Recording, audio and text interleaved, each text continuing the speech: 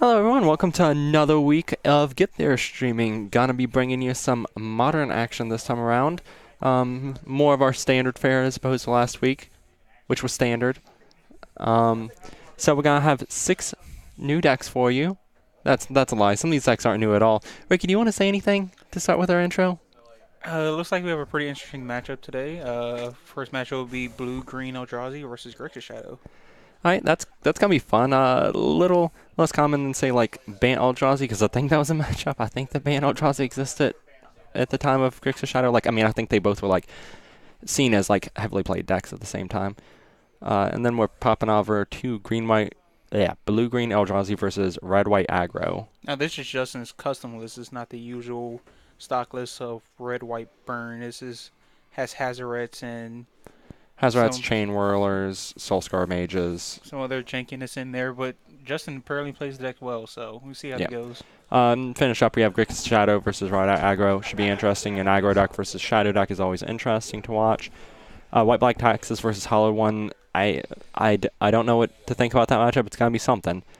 Jeskai Control versus Hollow One. These used to be two of the top three decks, and I believe that they're still floating pretty heavy up there. hmm So it's gonna be a mainstay of the format. And then we have White Black Taxes versus Jeskai Control to wrap it up.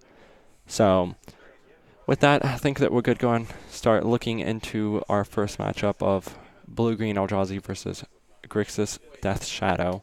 We're gonna pull up the blue green list to begin with here. So initial thoughts on this list? I haven't really paid attention too much to the Blue Green Eldrazi, nonetheless the Ben Eldrazi deck. Mm-hmm. In all my time of playing Modern, I haven't really gone against it, so I don't really know what to say much about it. All right. Well, I'll kick it off here. So we have. I'm just gonna start off with the one-offs, just kind of as a starting point. We have one Oath of Nissa as a just kind of random cantrip card, one Drowner of Hope, one Spellskite, one Walking Ballista, and one Bird's Paradise. Bird's Paradise filling the slot of being the fifth Noble Hierarch. Card we have pulled up right now is Elder Deep Fiend. It's one of the big reasons for playing the deck is that you have access to this flash creature that taps on 4 of your opponent's permanents on cast, not on resolution, which means even if it gets countered, you gotta tap down 4 permanents. And you can reduce it by sacrificing a Matter Reshaper, an Eldrazi Sky Spawner, or any of your other creatures. Those two are just the most optimal ones to sacrifice, as you get benefit off of sacrificing them. Or they already got their benefit by entering. Then we have just our standard Eldrazi fare, 2 Dismembers as removal, 2 Stubborn Owls as counter spells, and 4 Ancient Stirrings as dig. And then about what do you expect out of the mana base? Now, in your opinion, what is this doing for? What is Blue Green doing for Eldrazi that's better than, say, Red Green Eldrazi? Red Green Eldrazi and Blue Green Eldrazi are just completely different decks for the most part. Red Green just being more based on using your efficient Eldrazi to beat down, while this one's just kind of trying to go a little bit more over the top. I think that the Red Green list gives you a little bit, like if you're anticipating playing against matchups where you just want to kind of go big, go over top of them, say you're playing against Control, you're playing against Shadow, you're playing against anything like that. You want to play that, just jam it in there, get some aggro in, win the game. And this is really good at fighting that mid-range game because your deck just goes over the top so well. Okay. So I think that's about it on this list. And for Grixis Test Shadow, nothing too out of the ordinary here. We have 3 Gurmogs, 1 Tasker, 4 Ofs all throughout the board, 1 Kolaghan's Command, 2 Fatal Push, 2 Temur Battle Rage, and 1 Terminate. No Dismembers on the main board, and only 2 Stubborn Owls on the main board. There is a Dismember in the main Oh, I'm board. sorry. There is 1 Dismember. I missed it because I thought it was a Swamp, and it's hiding up there with a Kolaghan's Command.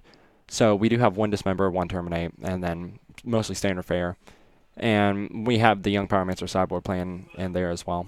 So I think that this is about not like Grixis Shadow decks are all pretty close to each other. There's just a few little tech choices, and I tried to hit on those choices in this list. So I'm personally impressed by seeing Abraid's usefulness in Modern, other than out of Standard as well. yeah, Braid has multi-form Outstar. It's really good in Modern. Well, it's pretty good in Modern, and it's really good in Legacy, and it's really good in Standard. So, all right, I think that we're good to go and swap on over to the players, though, so that we can go and get started. It looks like Michael not feeling too happy about his hand here. You guys are good to go whenever.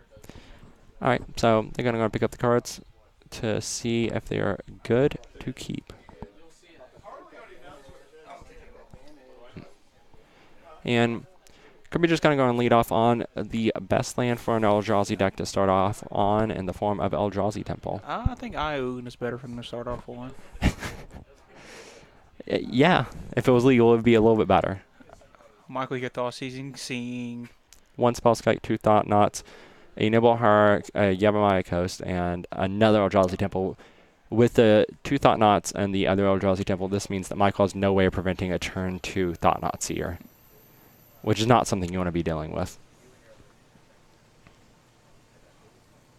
Michael thinking of his choice. What would you choose in this situation? All right, so I'm trying to get a good look at what's in his hand. It looks like a few lands, a Gurmag Angler, and a Street Wraith. I've definitely seen, I think, 2 Tarns, a Pluto Delta. So you could go for the plan of trying to cut off the amount of Thought Knots down, just cut down to 1 Thought Knot, or you could go for the plan of taking the Spellskite. I kind of like taking the Thought Knot as it just kind of cuts on the threat density. Michael choosing one of Kirby's 2 Thought Knots that was in his hand. Now he only has 1. Yes. And now, should be no huge surprise that we're just going to go and see Kirby slam down this Thought Knot. And, yeah, 3 lands, a Street Wraith, and a Gurmag. Kirby choosing the Gurmag to get rid of what Thought Knots here. Yeah. No reason not to pick that there. And Michael just going to go ahead and leave his hand on the side there. And I wouldn't be surprised to see him play a fetch land, either crack it and then cycle Street Wraith, or cycle Street Wraith and then crack it. Michael's going to crack it first, and then maybe play his fetch land. Alright. So we know for sure he has a land drop here. And he has a Serum Visions. Michael picking up a Searing Invasion off the Street Wraith and drew us a Street Wraith return. Yeah. So one good thing he can do here is he can go on fetch one island, minimize the damage he's taking since he is facing now Thought Knot Seer, cast the Serum Visions, set up the Scries, and then use the Street Wraith to pick up any card he scries to the top. So I think that's the play I like the most here, but we'll see if Michael disagrees. It also makes it to where Kirby just, well, depends what Michael picks up off his Serum Visions, but if it's not anything good, Kirby's just Thought Knotting and hitting nothing. Yeah, well, if Kirby's able to pick up his 3rd Thought Knot. Oh, that's right, he got rid of the other one. Yes. Michael hitting another Serum Visions off his Serum Visions. Alright, now he has a Snapcaster Mage, and Snapcaster Mage usually a pretty good card, but it's not that great right now. So Michael has 2 options ahead of him. He can go for another Serum Visions, or he can try to cycle Street Wraith into something good. I think that you just take this turn to cast the 2nd Serum Visions, hopefully set up some good draws. That's what Michael doing. He drew a Fatal Push off his 2nd Serum Visions. Now, I'm... So he has a Kolaghan's Command on top. He has the option of keeping that. And if he does keep it next turn, well, not next turn, because next turn he's going to go ahead and crack a fetch land to kill that Thought Knot Seer, because he wants that off the board as soon as possible. And then the following turn, he has the ability to destroy the Spellskite and make Kirby discard a card or bring back a creature from his graveyard. So it's a little weird as to whether or not you want to keep that, because right now you just really want action, but that's a really good spell. Kirby can also play it safe and play Spellskite on his turn to protect Thought Knot. Yeah, which makes it so Michael has to go for the... Ooh. Kirby drawing a Reality Smasher off the top of the deck and playing it. Yeah, so that puts Michael down to 3. And Michael has a few draws to get out of this here. He can cycle the Street Wraith. No, he actually can't cycle the Street Wraith because he needs to crack that fetch land to Fatal Push the Thought Knot Seer. So he's going to need to go ahead and play that Bloodslayer Mire, crack it for a swamp, Fatal Push the Thought Knot, and hope to hit either a Death Shadow, a Gurmag, or a Tasker.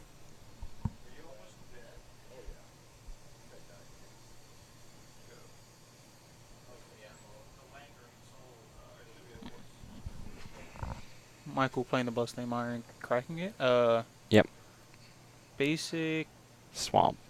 No, he needs a mountain, doesn't he? He can't play Kolaghan's Command this turn. Okay. He has to Fatal Push that Thought Knot and hope to draw into something to handle this Reality Smasher. He's not in a great spot right now. Pushing the Thought Knots here, and then... Draw picked up a Death Shadow. Okay, that's an 11/11.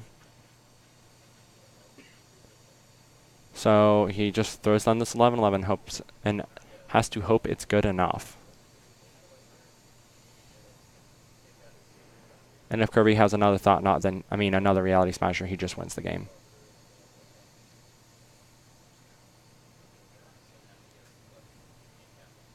Kirby taking 1, playing a Noble Hierarch.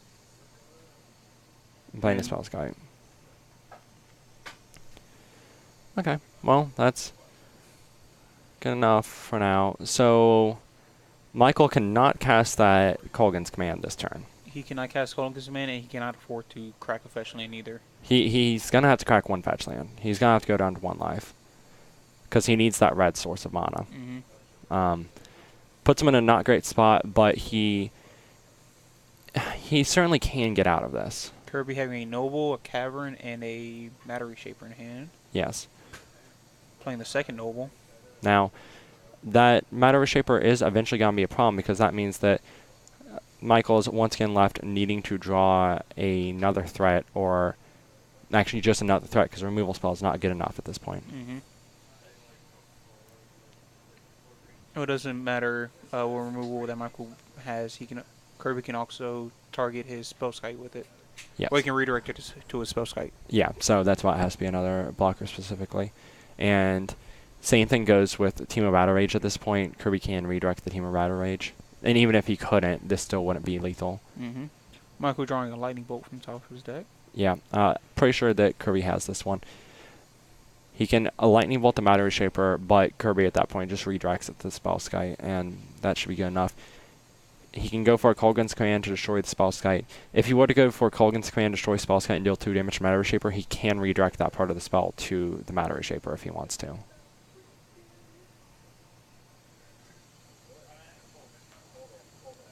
Looks like Kirby drawing a third Noble Horror from the top of his deck. And now Kirby swinging with both Reality Smasher and, darn, what's the name of it? Matter Reshaper. Yes. Alright, so I think right now what's happening is Michael's asking Kirby a rules question about what happens if he were to Kolaghan's Command. And basically what happens is that Spellskite's able to redirect the second half of the spell to it. So it can, even though it's being targeted by 1 half of the spell, he can still redirect part of the spell to it. And with that, Michael is dead. And we're going to go and switch over to game 2. And not honestly that surprising. Big Eldrazi decks a lot of times can just devour the Shadow decks because Reality Smasher is so good against them. So, looking at board, we have from the Kirby side, Engineer Explosives is a pretty fine removal spell against the Death Shadow deck, as it handles the namesake card of the deck, though it doesn't name the delve threats.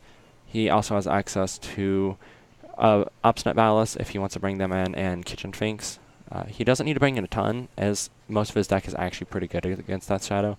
The main card you want to bring in is Kitchen Finks and debatedly Engineer Explosives. What about Disdainful Stroke? Disdainful Stroke, it only counters the delve threats, and that's not good enough. Unified Will can also be good. It just depends on if you want to try to play the counter game against them. And you very well possibly could. I'm not experienced enough with this deck to know exactly what the correct choice is. I just know that I really like Kitchen Finks, and I really like Engineering Explosives. After that, Obstinate Battle seems good as well. So I think that's about my input on this side of the sideboard. And from the Shadow side, we have 2 Ceremonious Rejections, 1 Disdainful Stroke, and then you have a couple other options in the form of a Braid is not terrible, and you can also bring in Pyromancer just as kind of a way to kind of stall the board, but not hugely a fan of that, just something that is there. And then you can cut down some of your Inquisition to Kozilek, as they don't really hit them cards you care about all that much. And then you can just cut down on a sort of other cards in the main board, cut down on some number of Snapcaster Mages, etc. Yep, I agree. And not really much more to talk about at that point. Hey guys, my turn on the music. Look, I can pick it up on my mic. I can pick up the music on my mic. I mean, you can play it just like you turn down a little bit. Sorry about that. I had to take care of something that was messing with the audio just a tad. So it looks like Kirby's still figuring out a sideboarding plan, making a few last-minute changes. Can we get a pile counter on Kirby? He's currently at 4. He's having to mull over pretty hard what he wants to do here. Michael already ready to go, shuffling up, I should say.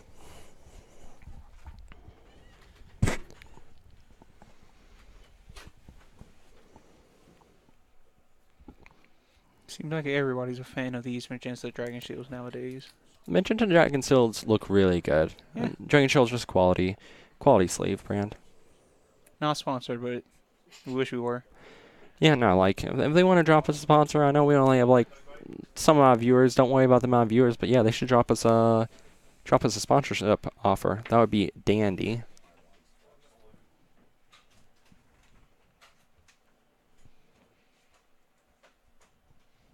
Alright. So, Michael's coming on the play this time. That does give him some amount of advantage in the way that he's able to get down discard spells, get down his cantrips, do everything he wants to do before Kirby's able to start doing his stuff. And usually the blue-green deck does take till about turn 3 on average, I would guess, is when they start casting their threats, with the nobles and birds being one way to enable turn 2 plays, and the Devil Eldrazi Temple being another way. Looks like Michael's keeping a one-lander as well. I think that's fine from this deck. Mm-hmm. Well, one-lander with a Street Wraith, so yeah, I think it's pretty fine. Yeah, one-lander, Street Wraith, Thoughtseize, Thought Scour. His hand looks pretty fine. Are y'all done talking about sideboarding? Yeah, we're good. Go. Oh god, I'm sorry. It's my life. Unenthused. Alright, so Michael just going on and pulling the Watery Grave to the front here. Usually that's the shock land you want to pull ahead first, as most of your deck is blue or black, and there's a light red splash. Yeah, sadly at the moment he can't do the burn player motto, which is bolt the bird during Kirby's next turn. Kirby does play Noble Hierarch, but Yeah, that's fine. He did pick up at Terminate. a Terminate, yes. That is a proxy card that he was not able to get in color.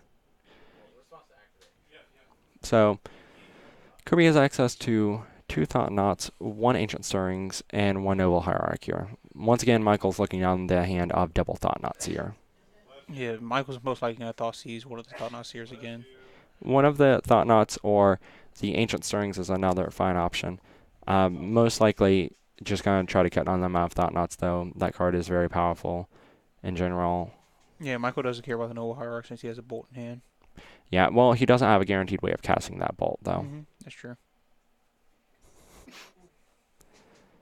So, I don't like taking the Noble here, No. and I think that I'm leaning towards taking a Thought-Knot, but won't be terribly surprised to see that Ancient Stirrings get taken either, And then which it Michael is does. choosing the Thoughts. I mean, he is choosing the Ancient Stirrings. And that's totally reasonable. Kirby playing Noble Hierarch. Alright, now, Michael here, he's going to have to fire off this Thought Scour. Holding up the Ceremonious Trajectory just isn't a winning game plan, as you do need to start trying to proactively build your own board up. Mm-hmm. And as of right now, Kirby cannot cast a Thought-Knot Seer on turn 2 regardless.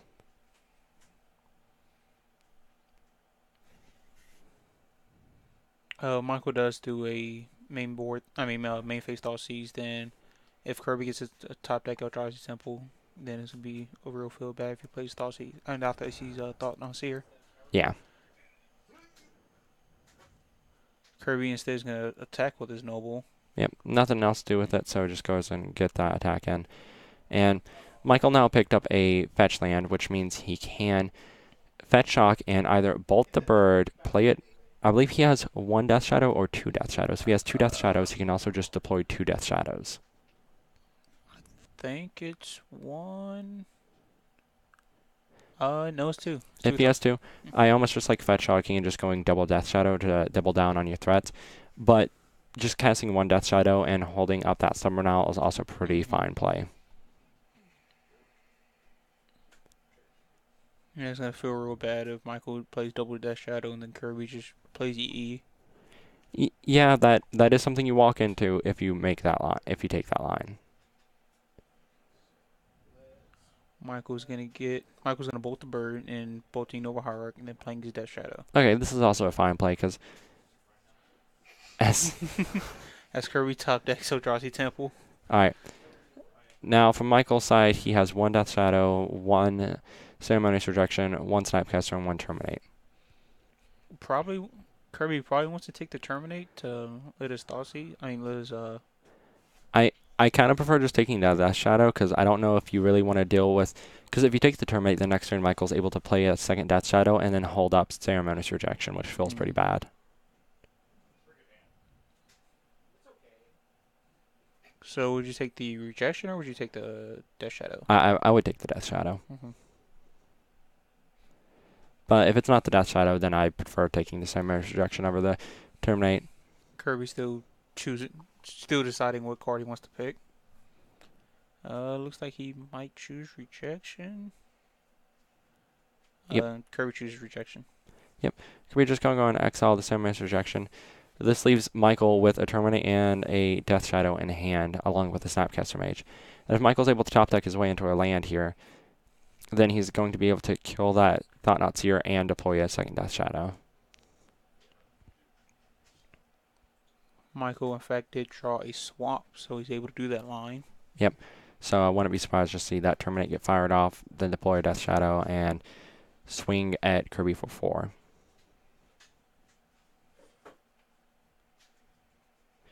Big question being whether or not he wants to terminate before anything else.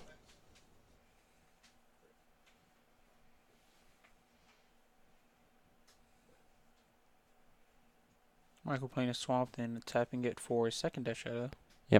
Gonna go play this Death Shadow, pass, and now he's holding up that Terminate. Kirby having is that a Ballista scene? Alright, so we're gonna see another Thought-Knot hit the board. At this point, Michael should probably just go and fire off a Terminate on one of them. Preferably the non-summoning sick one.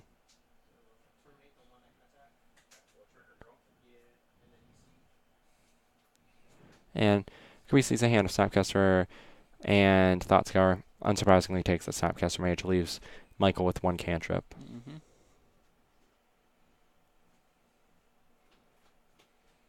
And Michael here most likely just gonna go for that Thoughtscour, try to dig into some type of action. Michael gonna play Thought Scour, hitting Battle Rage and Dismember to Grave, and I forget what he drew. He drew a Lightning Bolt, which right now is not terrible. He can certainly start getting on the aggressive now because of that Lightning Bolt. If he wants to, he can attack in and then use a bolt as a way of pumping the Death Shadows. Michael inquisitioning Kirby and seeing 2 lands in a Ballista. Now, I kind of like Michael just bolting himself. It puts him down 6, which means he's not dead to any top deck Kirby could possibly have. He gets to save one of his Death Shadows, and he gets to put in a total of 7 damage to Kirby.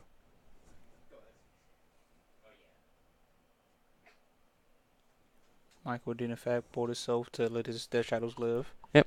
Now Kirby's swooping it up. Alright, so got to see the double Thought-Knot again, but it came down a lot later and didn't matter nearly as much that time around. Mm-hmm.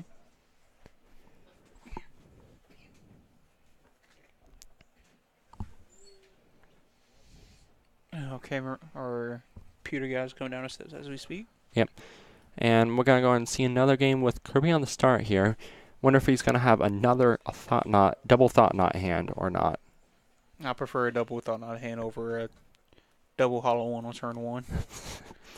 Yeah, Hollow One Nut Draws are just... Are they even Magic? Like, what are they? Like, are we playing Yu-Gi-Oh? Is this what we're I doing? think we're just playing like roulette. I think we're playing Hearthstone. We're playing Hearthstone. Playing Hearthstone. Now, you personally, what is your preferred deck? Is it Esper Shadow or is it Grixis Shadow? Because I know you played both. Oh. So I played Esper Shadow a long time ago.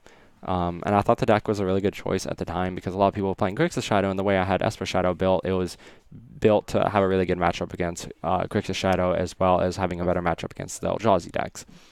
But now I think that Grixis is probably just better because the try and get mid-range plan with the Death Shadow isn't as good now. Kirby playing a turn 1 Noble. And Michael responds with a Bloodstained Iron Pass. It looks like his hand is very reactive, and he does have a Death Shadow for the later game. Kirby playing a turn 2 Kitchen Finks, gaining 2 life.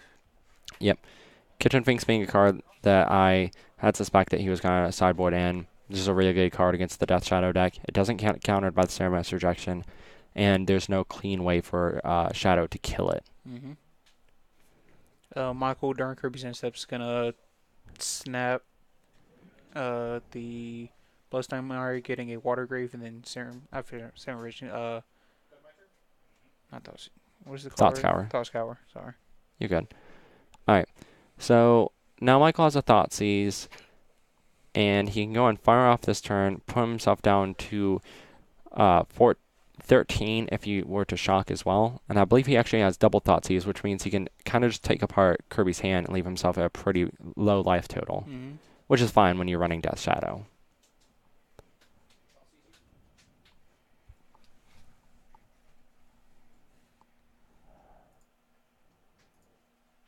And it looks like he's going to see a hand up. Dismember plus Elder Deep Fiend goes ahead, takes the Deep Fiend, leaves Kirby with just 1 removal spell and 2 lands. And now at this point he can hold up that counter spell, or he can go and fire off that second Thoughtseize. And it looks like he's going to choose to hold up the counter spell. Not a whole lot on Kirby's end. There's not, but he is starting to get a little aggressive with that Kitchen Finks. It is 4 damage a turn, which when Michael's at a really low life total is not bad. Now Kirby playing a Cavern of Souls, most likely naming Eldrazi, then playing So played a the Sky Spawner. Yes. And the Sky Spawner plus Cavern made his plan of holding up the Ceremonious Rejection. Michael casting Rejection, knowing to get countered, most likely to feed Delve. Yeah, he entirely did that as a way to feed Delve, so that way this turn he can play a Death Shadow and a Gurmag Angler. And then he's going to try to set up a good turn with his Temur Battle Rage next turn. Yep. Only unfortunate part here is that he is leaving his Death Shadow super vulnerable to that Dismember.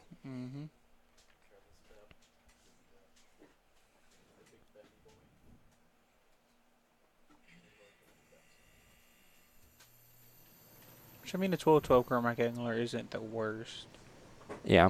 I almost prefer not deploying Death Shadow when it's able to get killed by this Dismember, just because right now one of your better ways of winning is going for the plan of Temur Battle Raging it, but it looks like Kirby doesn't even care all that much. Kirby instead Dismember the Gurmag Angler. It's an interesting choice. He could by making that play is most likely concerned that Michael has access to a Street Wraith, which would make the Dismember look really bad. Kirby top decking at Thought-Knot Seer, and looking at Michael's hand of a Thoughtseize, Temur Battle Rage, Snapcaster, and Cataxian Probe. Yeah. Not Cataxian Probe, Disdainful Stroke, Disdainful Snapcaster Stroke. Mage, and Thoughtseize. I was going to say Cataxian Probe is banned. That'd be pretty good in this deck, though. Alright, so Michael's going to take 3, puts him down to 6, leaves him dead in 2 turns to just the Sky Spawner. Kirby, of course, hitting Temur Battle Rage with his Thought-Knot Seer. Yeah. He doesn't want to have to deal with that. He doesn't want Michael to have the ability to just kind of cheese him out like that. At this point, Michael's most likely going to have to use that Snapcaster Mage as just a blocker to stay alive.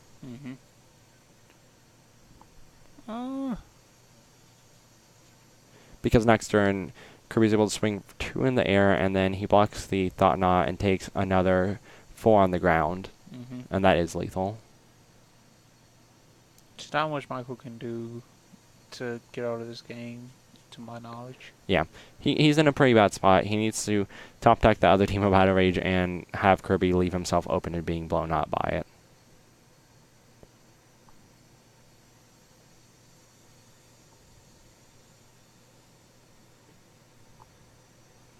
looks like he's considering cycling that Street Wraith, and he's going to go and do that. Try to find some more action. He picked up another Teemo Battle Rage, which is his one way of kind of getting out of this game. Of course, if he attacks, Kirby's gonna definitely know he has Teamer Battle Rage, so he's Yeah. gonna block. He can't attack this turn. He doesn't have lethal. He's going to have to wait till next turn. Mm-hmm. He can survive combat by flashing in the Snapcaster Mage, blocking the Kitchen Finks, blocking the Thought-Knot Seer, and taking 3, going down to 1. Which means he can swing for 22 on the crackback. Remember, Kirby's gonna be gaining life from the Kitchen Finks coming back. Yes. So, now this all really... everything is determined by how aggressive Kirby gets. Because if Kirby gets too aggressive, then he can die to that Teamer Battle Rage. Like Kirby playing it safe and just attacking with Spy Spawner. I think that's probably his best play available. Mm-hmm. Kirby playing another Sky Spawner. Yep, and this means he has more than enough toughness to survive a Teamer Battle Rage from Michael's side, and then kill him on the following turn. Michael drawing a Polluted Delta, of course. Well, he can play it, but he can't crack it. He can, in fact, play the land. He cannot crack... Well, he actually can legally crack it. He'll just die. Yeah. And- by Seppuku.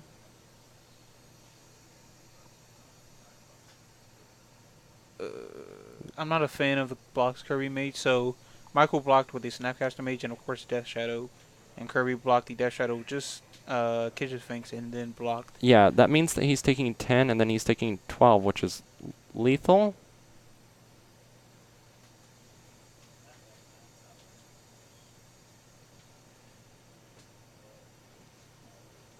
Yeah, because that's a total of 24 damage. 2 of it gets absorbed, and he gains 2 life, which means he goes to -2, and he's dead. Looks like Kirby punted. Michael pulling his phone, I'm guessing, to do math. Or he may be looking up to where if Kitchen Finks dies, he comes back, but it looks like Kirby's just going to scoop it up.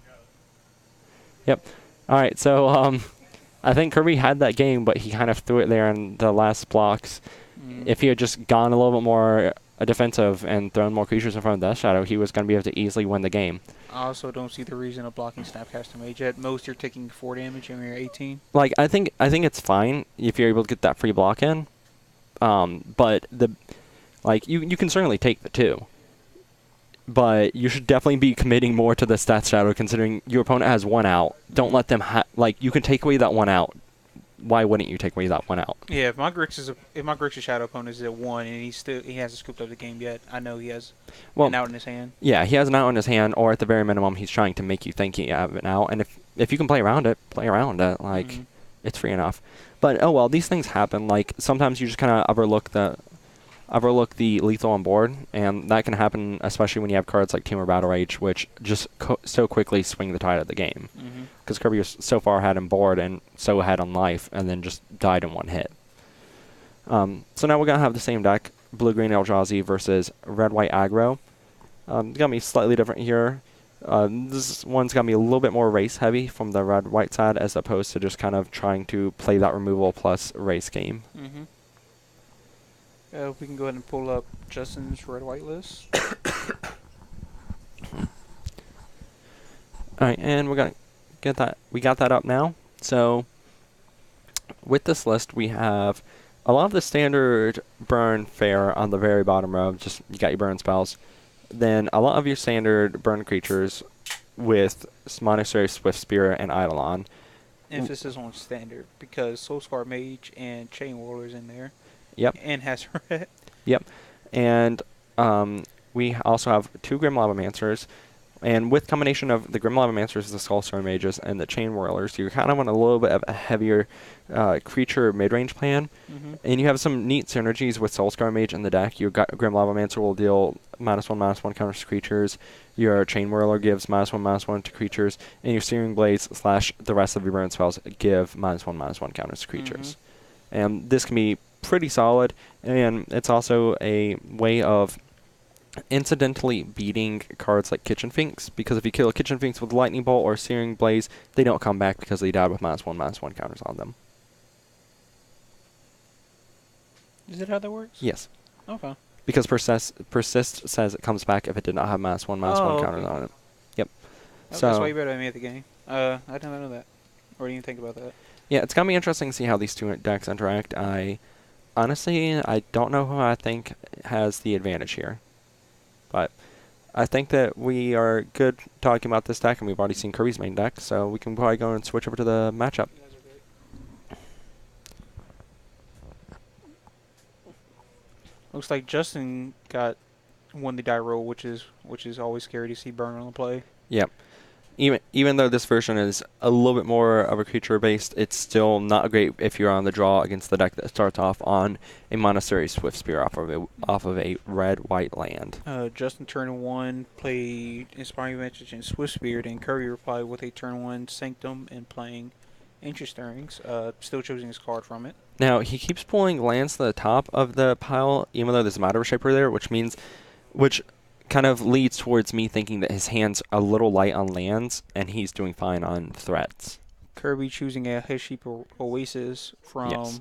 Stirrings, which makes me question more and more, is this standard or is this modern? As Justin plays a Ramanap Ruins. Pretty much every card except for Ramanap Ruins is legal and standard that's in play right now. Swift Spirit's not legal. Oh, wait, no, she's not. Never mind. I wish he was, but I'm not. perpetually stuck in Cons of Tarkir standard. Alright, so Justin's just gonna go ahead and not even worry about that Matter Shaper with his Rift Bolt, just go face with it. Justin can take a pain, and then he's going to play a land, and then Searing Blaze his Matter Shaper. Yep. Kirby hitting a land off of it. And swinging there for 3. This puts Kirby down to 5 life, and Justin does have a Boros Charm in hand. This is not a great spot for him to be in.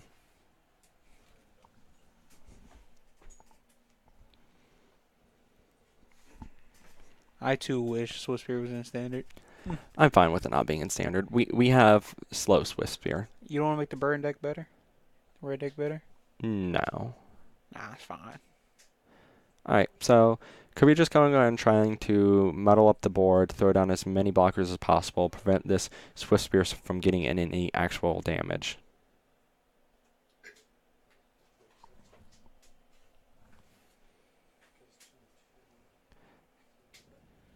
Kirby, Justin playing a Hazaret from his hand. So swinging for 6 damage here. And now Kirby has to block at least the Hazaret, and he should block the Monastery Swiftspear to prevent Justin from killing him with the Boros Charm, even though he doesn't know he has it. He does know it's in his opponent's deck. Kirby using the Ballista to block Hazaret, and then leaving the Swift Spear unblocked. I like blocking the Monastery Swiftspear with the Eldrazi sign on and then shooting it. Yeah, I do too. And that's what Kirby's going to do. Yep. So this means he takes no damage. He removes 1 creature from the board. But he is not in a great spot facing down to Hazaret at 5 life. Kirby's playing another Ancient Stirrings. Looks like you see nothing but lands and a Noble Hierarch. Noble Hierarch. So most likely just going to pick up another Eldrazi Temple unless he needs the colorless mana, which he quite possibly could need. Kirby picking up the Eldrazi Temple. Gonna play for turn. Well, Oh, he does have multiple Reality Smashers. So he could theoretically swing for 5 here and then swing for 5 on the swing for 10 on the following turn, making it lethal. Kirby is gonna swing with a Reality Smasher, putting Justin to 10. So now Justin's actually, he doesn't know it, but he's not in the greatest of spots. Justin picking up a land. Now, if Justin just plays this super safe, and instead of playing that land, he just passes, discards the land, and then untaps, he can just Boros Charm the following turn for a lethal. Well, now Justin can block with Hazaret, and then Sacrifice the Oasis. That isn't. Not the Oasis, the Ramanap Ruins. And then on Justin's next turn, just play Boros Charm to win. Yeah.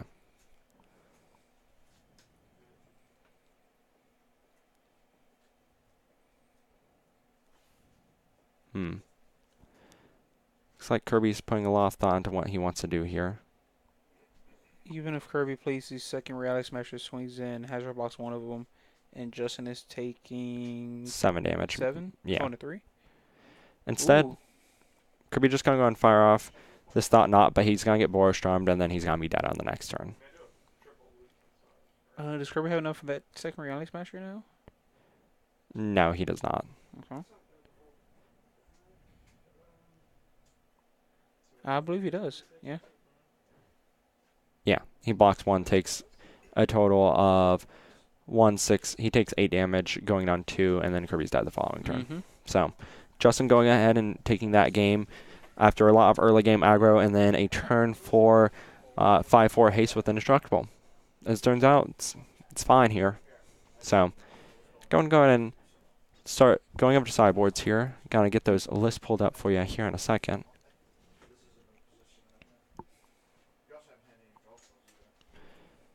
And I believe we're starting with the red-white side.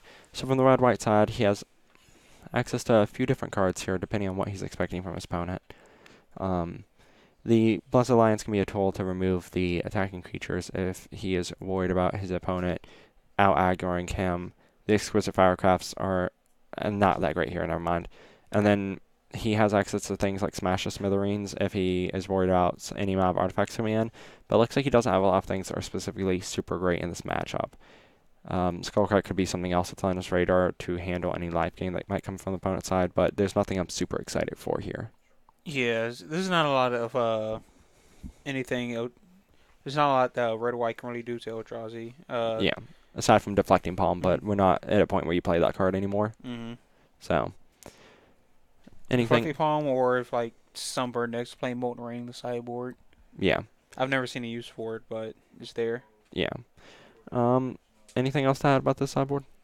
Not that much. You definitely want to take out those Eidolons though. If Oh, yeah, they're gonna be playing reality smashers. Yeah, those Eidolons can definitely go, and then you can bring in some number of additional burn spells or artifact removal. So, and Blessed Alliance. Alright, I think that's enough on this side of the matchup, and then from the other side, Kirby has access to a few different things which seem fine here. He has access to Kitchen Finks, Obstinate Ballots, and Unified Will as counterspells if he thinks that he's going to be able to hold the early game pressure. Mm-hmm. And also knowing his opponent's on more creatures, he could be bringing in the Engineer Explosives as a removal spell. Justin's definitely gonna be taking out those dismembers. Those are he can kill Hazaret. Yeah, I'm still not a fan of the Dismembers. I think you cut the Dismembers here. Mm. And yes, Justin got one. And aside from the Dismembers, you can cut down on some cards like the Walking Ballista is kind of meh, and then cut down on probably some number of Elder Deep Fiends as that card's probably a little clunky. Yep. But I think that we're good looking at the sideboards here and can go and swap on over to the match. Well, we can swap over to Kirby Shuffling. Mm-hmm.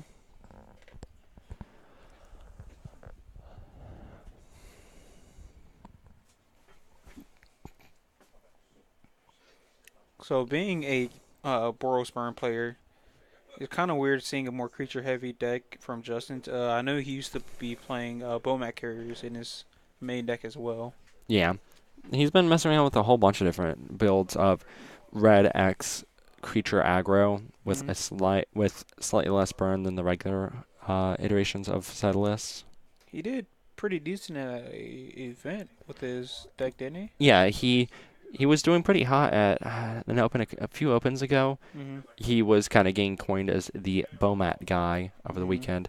And a lot of people were wanting to see more of his matchups because the deck was neat. And up to that point, not a lot of people have been playing Bomat Courier and their red decks. Mm-hmm. Since that open, I have seen more people playing it at smaller events like IQs, PTQs, RPQs, etc.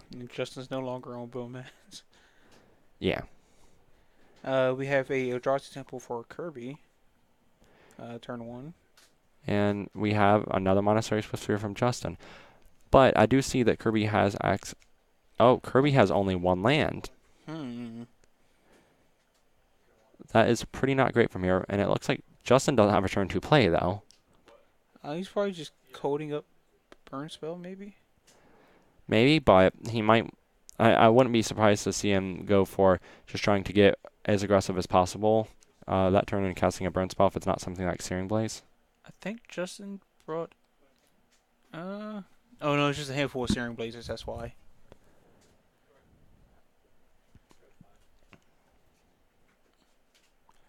Justin Searing Blaze the Sky Spawner, and then swung in with his Swiss Sphere.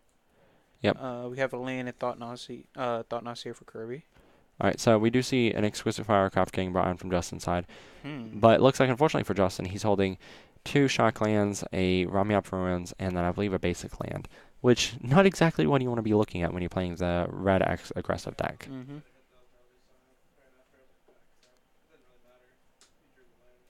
I mean, he can Ramadan Ruins the Eldrazi Scion. That's a play.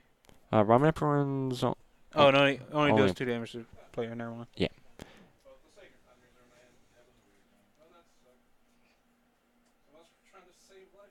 okay, yeah, Right, okay. According to Chad, he also got 17th at a regional 2 weeks ago with it. which is fine.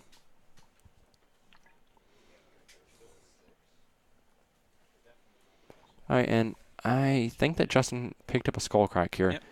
Not great. It means that Kirby does no longer have the ability to gain life, but that's not a huge deal for him here.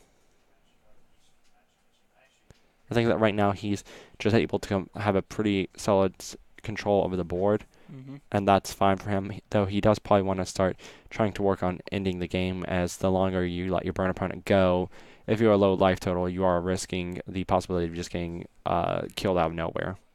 I wonder what was Justin's reasonings and cards he took out for these cards that he brought in, plus the ones that we recommended. Not entirely certain. The Exquisite Firecraft just being probably a card that it's a little inefficient, but it deals 4 damage, and it can kill Thought Knot-Seer, and it can deal a decent amount of face damage, so that's probably why he brought that in.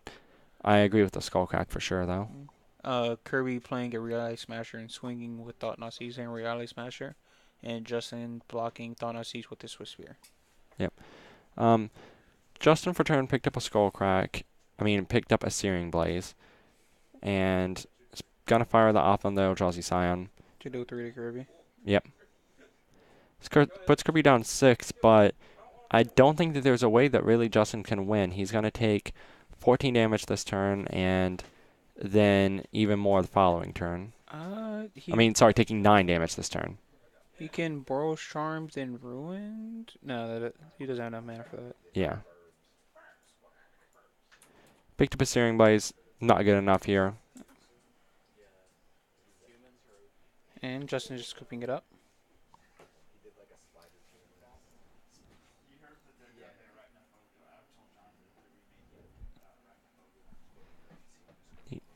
Alright, so Kirby going ahead and taking that game. Gonna be switching over to game 3 where Justin will be on the play again.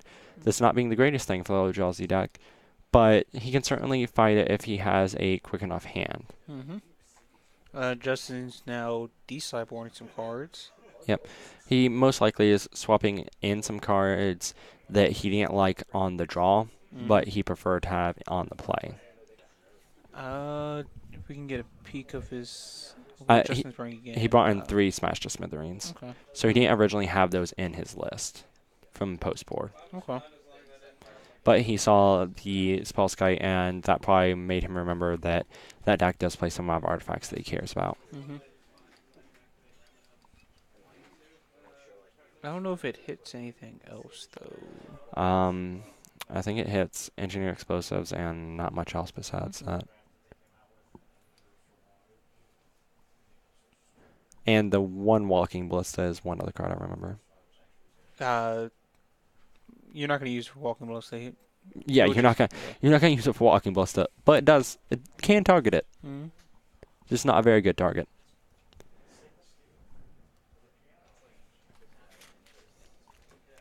Kirby's also taking out a card to bring one in from sideboard.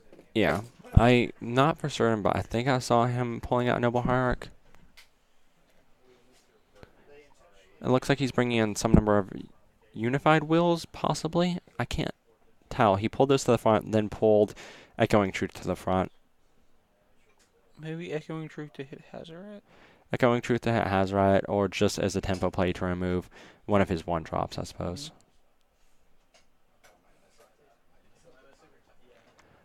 One other card that I'm now thinking about that Justin could have cut for the cards like Exquisite Firecraft is his Goblin Chain Whirlers. Those cards seem pretty medium here. 3 mana, 3/3. Mm. It can kill Eldrazi Scions and Mono Dorks, but on turn 3, that's not super relevant. Yeah.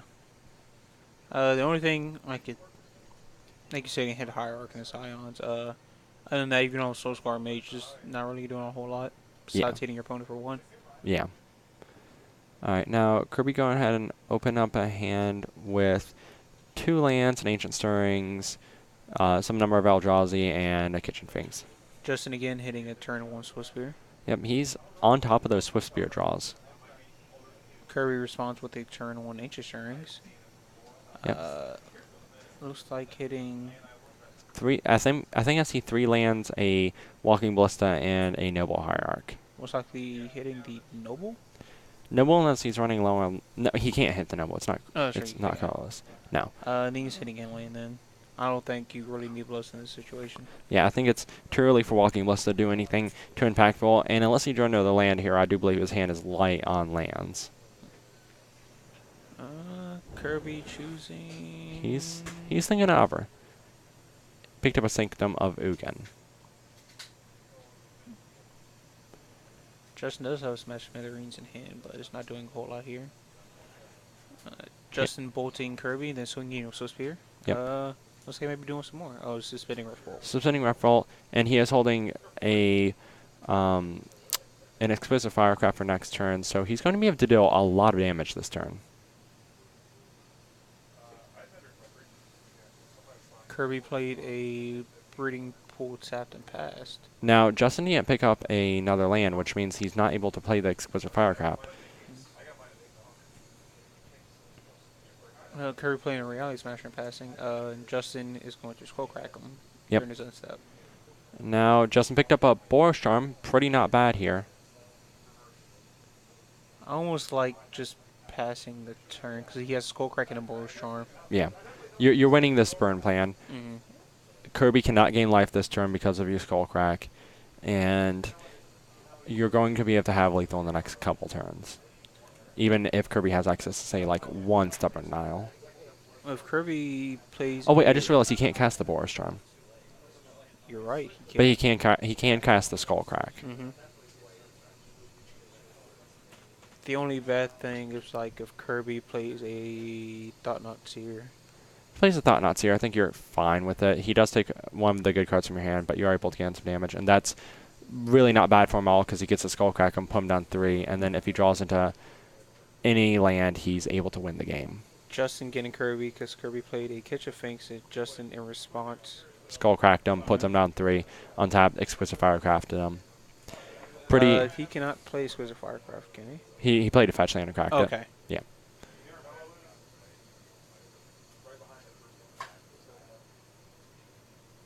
Alright.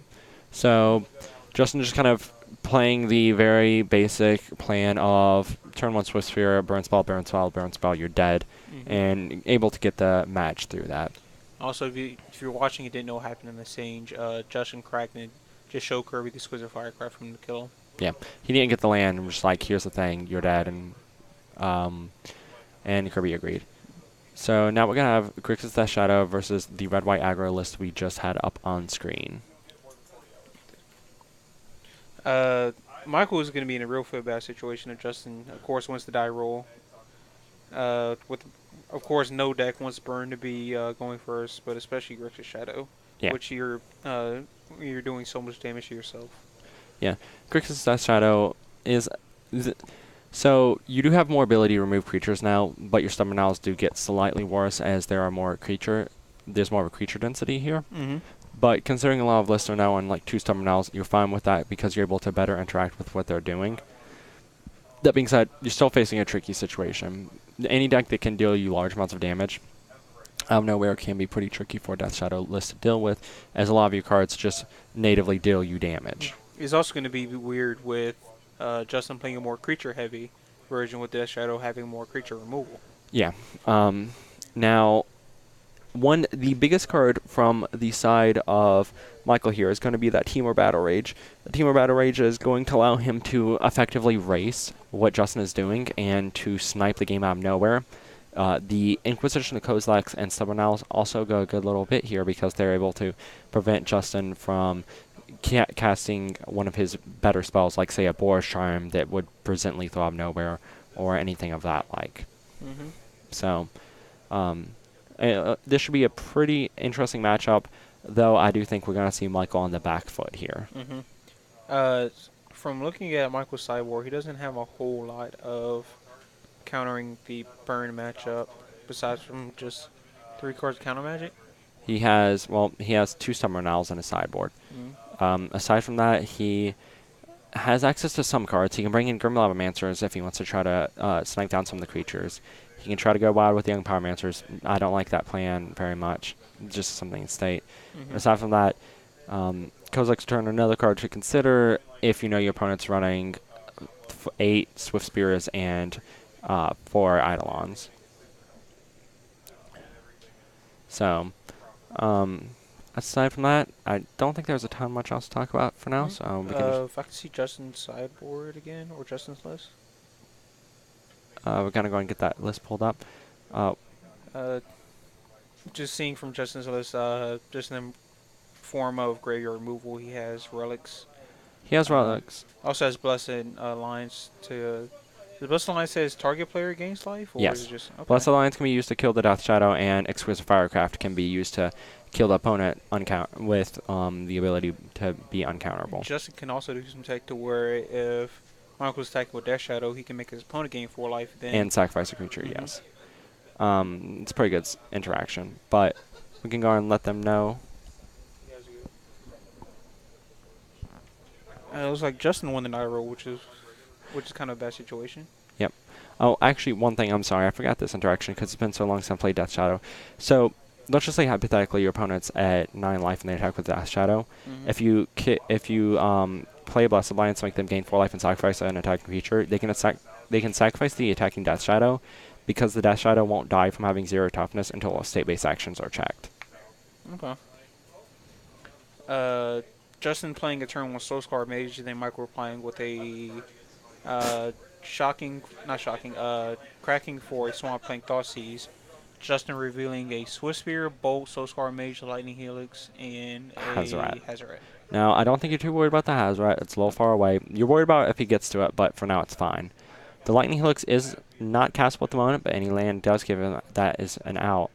Right now, I think that the card that you might be most tempted for is the Lightning Bolt or the Swift Spear. And Michael choosing his Soul Spear. Justin getting a turn. The top deck Mountain. Yep. So now he can throw down a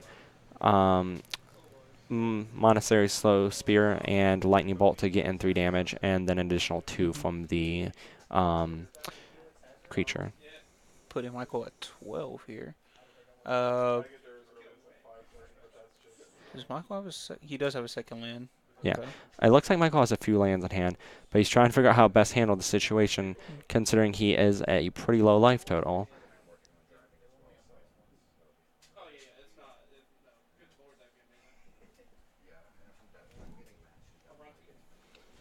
And Michael's doing a lot of math here, as you're going to be forced to do a lot of times from the shadow side, just trying to figure out exactly how low you can go, figure out how likely you are to die, and trying to figure out what is the best way to combat what your opponent's doing. I'm guessing he's thinking about if he plays the Blood Crypt going down to 10, then playing the Thoughtseize and then Death Shadow, can a Bolt with 2 Soul Scar Mages kill the Death Shadow?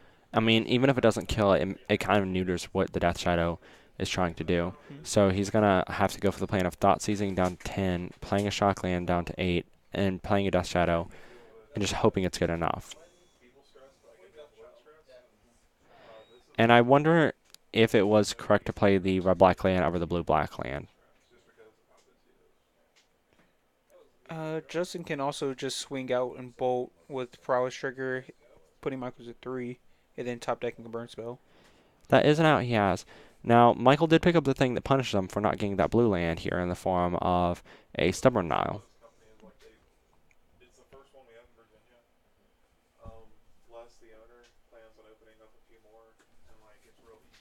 Now, for Michael's side, he has a lot to think about here. So if he cycles the Street Wraith, it puts him dead 2 Lightning Bolt effects. Mm-hmm. Now, he knows his opponent has 1 Hazard in hand and 1 Unknown. So at this point, he knows he's not dead this turn from cycling it. Oh. But, Oh, did Justin use his lightning bolt that he had in hand? yes, he used the Lightning Bolt in turn 2. Okay. So as of now, he doesn't know 1 card, which means there's no way he's dead this turn.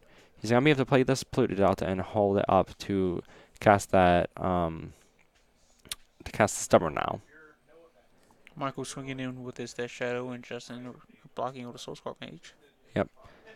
So Justin blocking the Soul Scar Mage because if he doesn't block the Soul Scar Mage, there's a chance he's just dead to a Team of Battle Rage. Mm-hmm. Justin drawing a Eidolon from the top of his deck. Now Eidolon, not a terrible card here.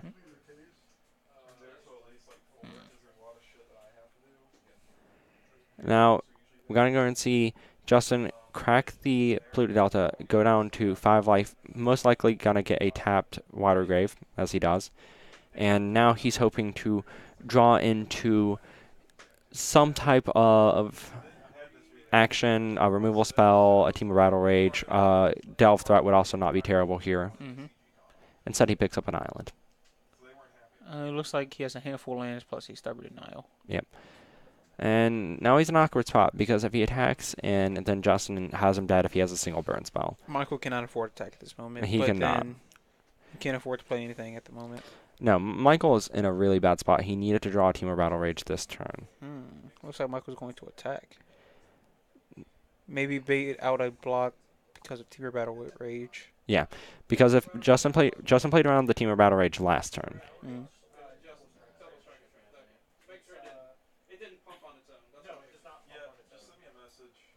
Now, Justin is currently trying to figure out exactly how much he could possibly be taking here. Mm-hmm. Now, if he's trying to be cautious, if he's going to be cautious last turn and play around the Team of Battle Rage, he should probably do the same this turn.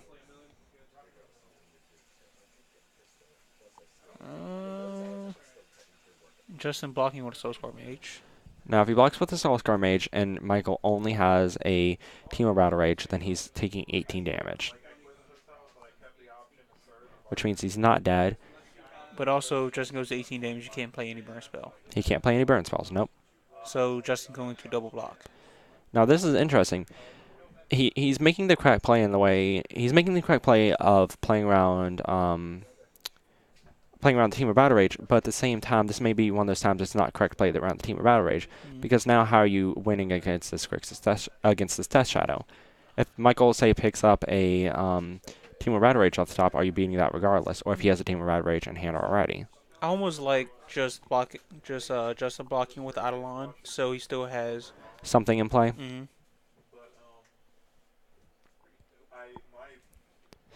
Now, Michael can go and swing in for a total of 8 damage here, put Justin down to 12. It's not terrible for him, but it looks like he's considering whether or not he wants to go down even lower. You definitely don't go down any lower when Justin can just top deck Boros. Well, Michael So- does have counter magic in hand. The thing is, if he can theoretically cut down his clock to a 2-turn clock instead of a 3-turn clock, that cuts down the amount of draws that Justin has. Mm-hmm. So, by doing this, he's swinging for 10 and 10. This has put Justin dead in 2 turns. I'm not entirely for certain. I like holding up the fetch land and then going for a later point, but... Justin top decking the land for the Searing Blaze to be able to kill Michael's at 3. So, Justin going ahead and pulling that one out at the end there with the last burn spell necessary. Mm-hmm. And now we're going to go and switch over to sideboards where, as we stated, there's not a ton on the Michael side to bring in, but from the Justin side, there is quite a lot to be brought in. It looks like Justin brought in some Exquisite Firecrafts, which I think are okay in this matchup. They're really good in this matchup because they're 4 damage that can't be countered. Mm-hmm. Justin's also going to bring in the Blessed Alliance and also the Relics. Now, from Michael's side, I did see him pull a Liliana and 2 Stubborn Owls. Not a huge fan of Liliana here, personally. It doesn't actually kill anything from the opponent's board, aside from Grivelamamancer. and you're not really going to try to play that kind of grindy game with the Liliana in this matchup. Mm-hmm. I prefer to see something like Kozilek's Return or Young Pyromancer in that slot, or even a Braid as an additional removal spell. Mm-hmm. So if he does bring that in, I don't think it's going to be incredibly great for him. I mean, he's gonna help him to stall out the game, but none of these decks want to stall out. They want to just go fast and win. Yeah, Grixis Death Shadow can play the stall game, but this is Mhm. not the time that it wants to play the stall game. No, especially not against a burn deck. Yeah.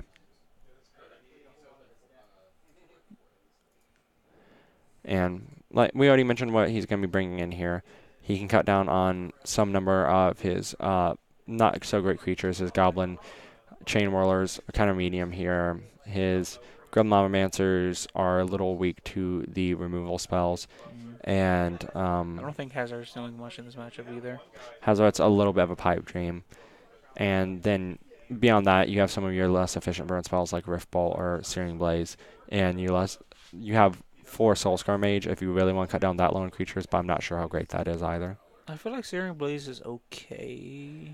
Just get the extra points of damage in. It's definitely not going to kill any of Michael's creatures, but I think from Justin's list, you are safe to take out 1, 2, 3, 4, 5, 6 creatures. So Yes. you can replace those with Firecrafts, Blessed Alliance, and Relics. You're maybe taking out a Searing Blaze for the extra Relic. Yeah. Switching 6 cards for 6 cards in sideboard. It seems reasonable. Alright, so I think that we're pretty good here. I'm going to swap on back to their match. Looks like they're still shuffling up. Their hot food's good. I mean, their food is really good. It's expensive as shit, but it's good. Alright, so hopefully we'll get to see a decent hand from Michael here and a decent hand from Justin. I do enjoy watching these games. There's a lot of tricky interaction from a little bit more from Michael's side, though Justin does have to try to play around counter spells and removal spells Mhm. as effectively as possible. Yeah, they're both easily punishable decks that if you can't get the ball rolling soon, then any other fair deck can just make sure you can't play Magic anymore. Now, while they're finishing at mulligans, I do want to note that I think that towards the end, I think they both kind of made questionable plays. The double block from Justin's side, I don't think was great. I think that was kind of suboptimal. Mm-hmm. And from Michael's side, I don't really like going down 3. I think it's fine to crack a fetch land. I think it's fine to crack a fetch land, but leaving yourself at 3 just puts you down to so many burn spells. Mm-hmm. Even with your Stubborn now, you're asking too much of your 1 counter spell. Yeah. I definitely think it was good for Justin to block with Eidolon. I'm not sure about blocking with both creatures, though. Yeah, I agree. So, gonna see that Swift Spear. Just gonna swing in, put Michael down to 15. Michael pitching another Street Wraith going to 13. Drawing a bolt from it. Now, Michael going super aggressive. Most likely because he has that Death Shadow. Mm-hmm.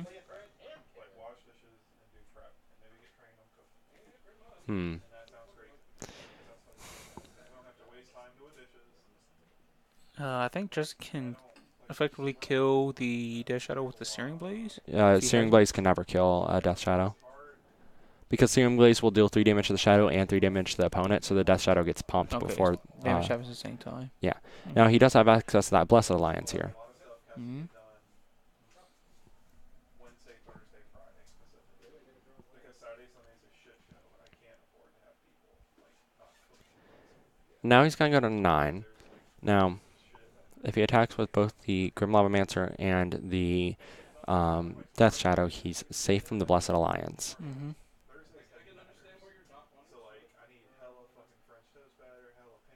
And I think at this point, I think Michael's already super committed to the aggressive plan, and I think he has the tools to close out this game quickly. So I actually like cracking, taking the 2 here. Mm-hmm. I think Michael was more scared of a deflecting palm than a Blessed Alliance. Now, this Blessed Alliance is going to be pretty good if Michael doesn't have access to a counterspell, and I don't believe I see one in his hand. Mm-hmm. I think he just has a Fistful of Lands and a Bolt. Yep. No, there's Terminate in there too, I think. Yeah, Terminate, Bolt, and then some number of lands. Now, that play was a huge swing for Justin's side. Mm-hmm. This means that Michael no longer has pressure, and he's at low enough life total to be called striking range. So like you have to listen for your orders, and it takes Justin playing Eidolon. Now, Michael can in response bolt Justin and then use the Grim Lavamancer to kill the Lavamancer. Mm-hmm. The Grim Lavamancer can kill the Eidolon if he Yep. wants to. It looks like Michael will not take that play and just draw a card for turn. And it looks like he picked up a land. It's not looking super great for him. he'll just like call everything off, take it, he'll call like 20 some things at a time and one. Now, after handling this Grim Lavamancer, he's going to be left at 8 life. Mm-hmm. He can use the... Sorry, after handling the Eidolon, he'll be left at 8 life. He's going to use the Grim Lavamancer to kill it, and he is now holding up a Bolt or a Terminate, depending on what is necessary. Mm-hmm. Looks like Justin's fetching, maybe fetch shocking, or maybe just getting a mountain. At this point, I think he's totally fine just fetch. He has 2 white lands, and he doesn't need all that much white mana. Mm-hmm. We do know Justin has a Boros Charm in hand and a Lavamancer. So he's going to throw down a Boros Charm. Is he just going to double Boros Charm? Yep, Yep. Boros Charm, lethal. So, Michael in response is going to terminate his Grim Lavamancer. alright, so Justin went ahead and took that one 2-0. Honestly, I'm not super surprised. Game 1 doesn't seem great for him, and Game 2, Michael didn't have a ton of board material, where Mhm. Justin just had a ton of things to bring in. Yeah. So, that's to be expected. him to lose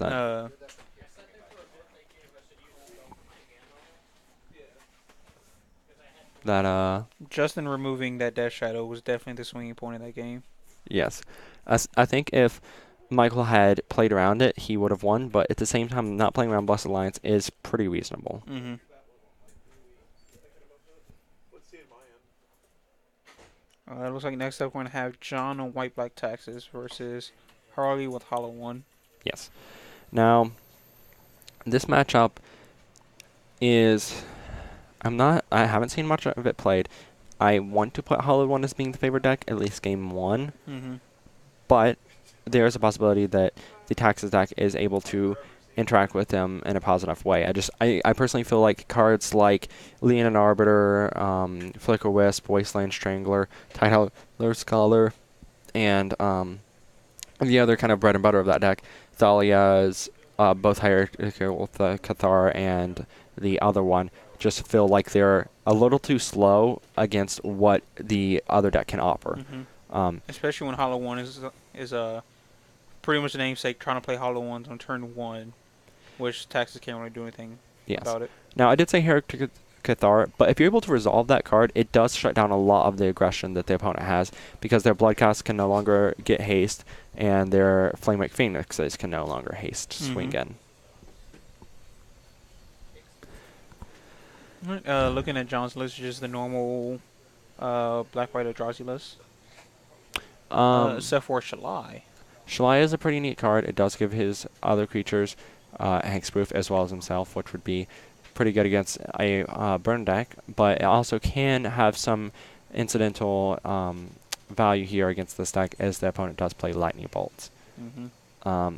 Aside from that, like I said, I hit up most of the cards, but a lot of your cards here just seem a little slow if your opponent has an average or above average start. Mm-hmm.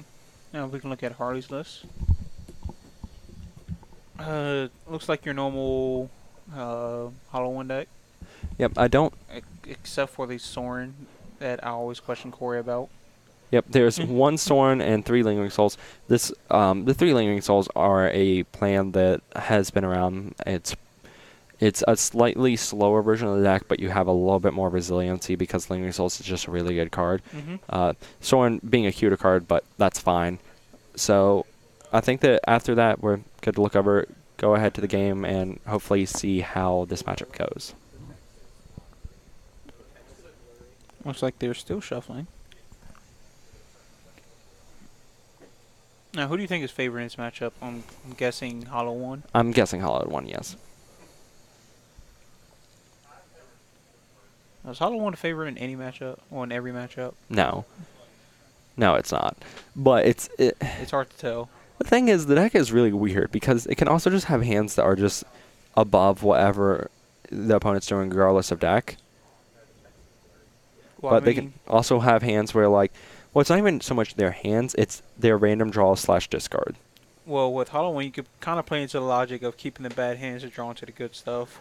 It With stuff depends. like Goblin Lore. If you have a Goblin Lore, if you have your one-drop Goblin Lore for both players, but then you can, yes, then you can use that as kind of a way to shape out your draws or your hand, but that does have its risks.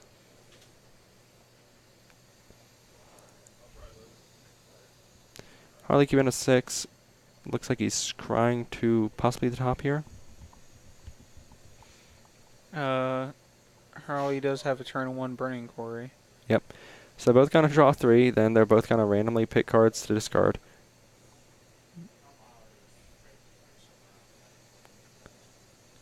Let's see if Harley can feed the kids at the slot machines today with his Burning Quarry. Alright, so John having a total of 10 cards to choose from, and Harley having a total of 7. So let's see what happens here. So from the Justin side, from the Harley side, we see a Bloodghast being discarded, a land, and a Goblin Lore. And from the John side, we see a land, a Thought-Knot Seer, and a Shalai being discarded. No, they want a Shalai. Harley was able to play a Hollow One on turn 1. Yep. Turn 1 Hollow One being one of the stronger things this deck can do. And turn 2, he's going to be able to bring back a Bloodghast, crunch in for 4. And now John's on a pretty decently quick clock. But if this is all Harley has, John can certainly start overtaking it. Yes. You know what's better than 1 giant bubble of paint? 2 giant bubble of paints. Meaning that Harley could have had 2 Hollow One. I don't know where I'm going with this. Yeah, you tried. You tried, but that was not great. No. Looks like Harley is attacking with both his Bloodghast and his Hollow One. Now it looks like Harley's kind of out of gas here. We saw him discard his Goblin Lore, which was his other way of kind of accruing card advantage here. Mm-hmm. And it looks like I can't imagine his hand's too great if he hasn't played anything thus far. John is playing a Thalia, and with a Aether Vial that is on 2. So. Yep.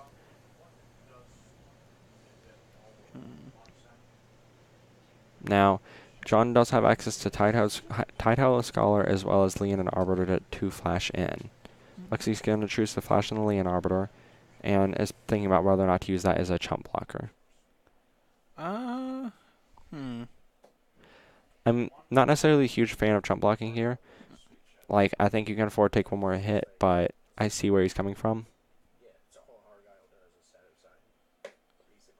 Harley's going to play a fetch land, bringing back his Bloodghast, that currently has haste, because John is at 10. Yes. Now, John ticked up that Aether Vial to 3. He does have an Eldrazi Displacer in hand as his 3-drop. He has multiple Tidehouse Scholars, but he cannot cast any of them currently. Mm-hmm. Just answering the question in chat, Mulling is the most crucial part of this deck. Well, it's not. I don't think it's a question. I think it's a statement. Oh, yeah. Yeah. So, yeah. Like, the way we were talking didn't lead toward that. But, yeah, that does seem like one of the more important parts, aside from just, of course, how your cards that say random work out for you. You definitely want to have more cards to rule it away than less. Yeah. So. John casting another Arbiter. Yep. Harley deciding what to do. I think he has a Street Wraith in hand. He definitely has a Street Wraith in hand. Lexi's just going to pop that off. No reason to hold on to it currently. I think that's a bolt. Harley's going to first swing in for 6. And we might end up seeing the same blocks as we did last time. Mm-hmm. And, yep, just the same blocks as last time. Harley bringing back his Bloodghast with a land drop from Blood Crypt. Yep, that is a tap Blood Crypt. Alright, now John's going to untap with an Eldrazi Displacer and a Thalia. And it looks like he's going to go and pop up his Aether Vial to 4.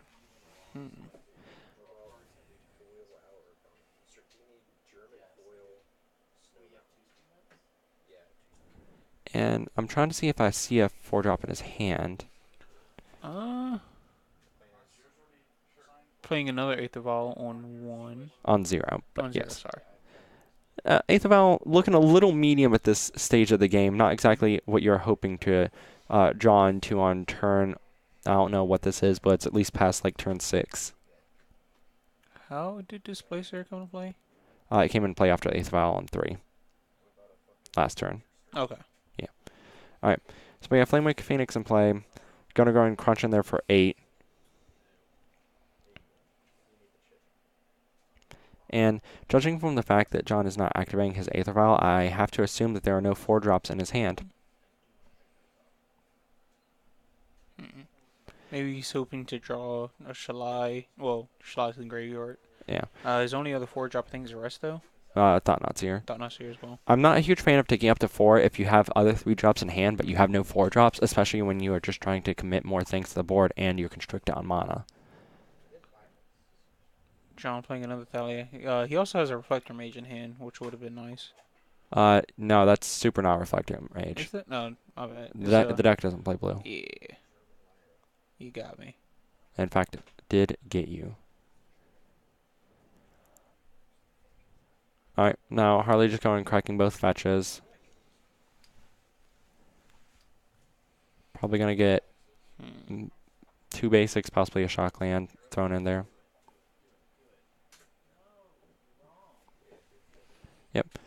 Alright, he's going to get 1 shock land, go down to 14. Now he has 5 mana, which means one thing he could be possibly cracking all these fetch lands for is to play that 1 of tech card in the form of Sorin, Solemn Visitor. I hope he doesn't. Dang it, he's having out for it.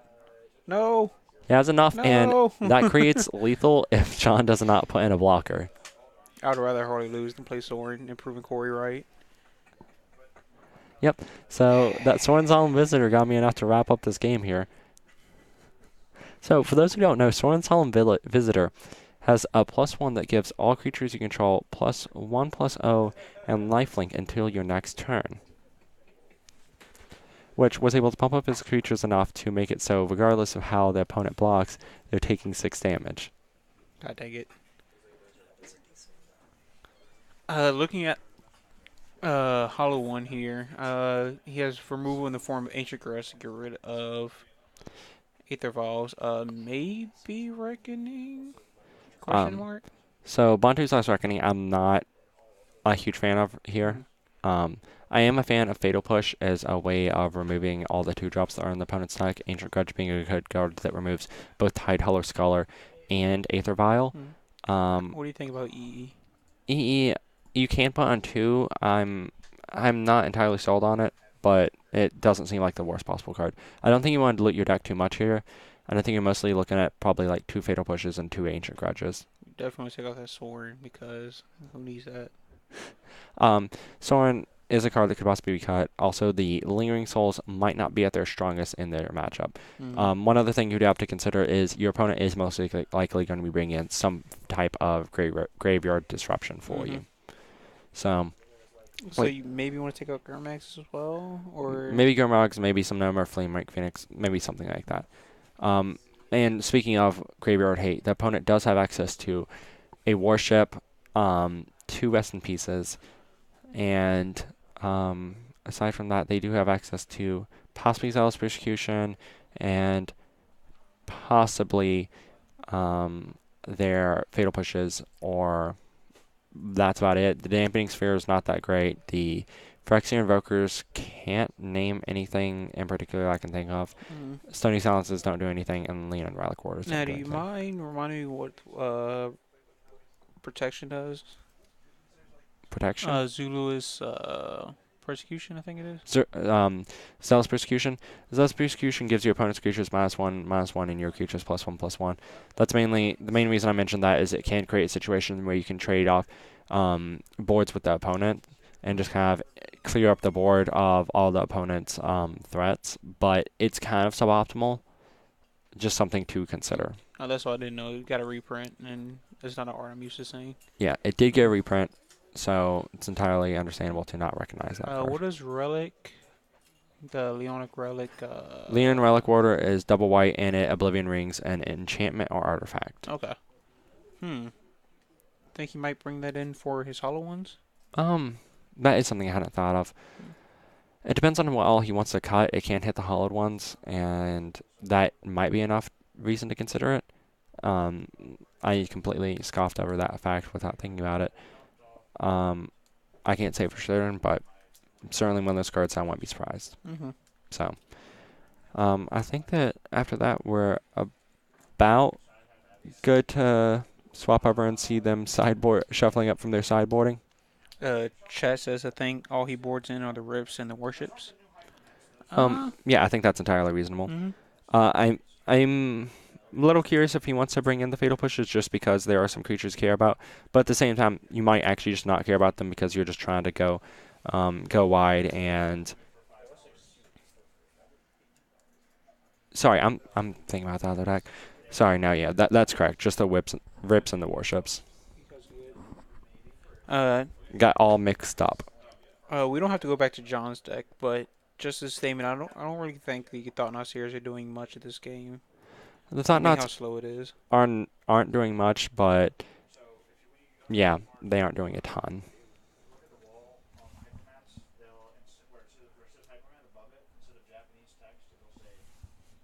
Seems everyone is on these magenta sleeves nowadays.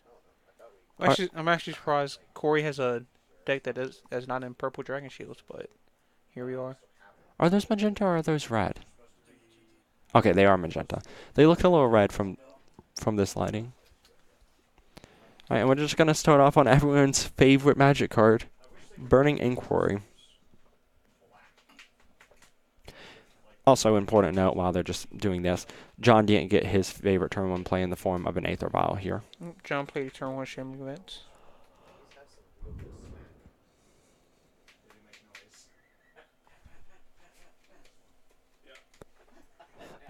Alright, and looks like Harley pitched his Hollow One as well as a Flamewake Phoenix and a Lightning Bolt.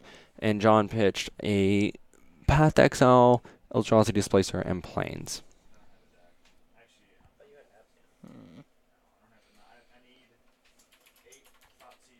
Looks like John has a whole lot of lands in his hand.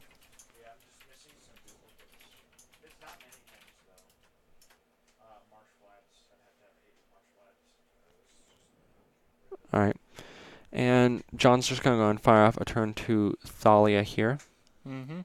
It's definitely going to hurt Harley's deck. No, his Goblin Lore costs one more. His Burning Quarry, well, all his Wheeling effects cost one more. Yep. Which means the Goblin Lore he was possibly thinking about here gets a lot worse in the way that he can't cast it. Which does, in fact, make it worse.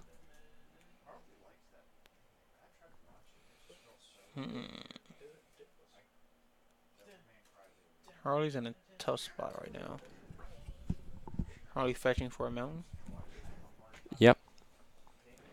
Taking him to should be 15. He has fetched, taken. Has he been attacked twice from Thalia? He shot during his first turn, then attacked then he got attacked by Thalia, taking him 16. Okay, so yeah. Harley should be at 15. Alright. So I got that low life total thing fixed. And now John just going. Drawing his card, he was able to Path Exile the Flamewake Phoenix from Harley's side. But there is another Flamewake Phoenix in his graveyard. Another one. And now we're just going to see him firing up the Shambling Vent and starting to try to finish off Harley before he can get anything really going. It still looks like John has a handful of lands, but now he has a what's that called? A sword or I think it's sword. I'm blanking on the name. Alright, so we can see that Harley brought in that Liliana of the Val. He's going to use it to kill off the Thalia, but then the Liliana just dies to that Shambling Vent. Looks like that's what John's gonna do. He's gonna attack. He's definitely gonna attack with the Shambling Vent. We don't know if Liliana or Harley. Yep. Now, Harley could have had a bolt to save it there, but looks like he did not. And now, that Liliana, which is kind of used as a pseudo time walk plus removal spell, which is not terrible. Now Harley's free to play the Goblin Lore that's in his hand.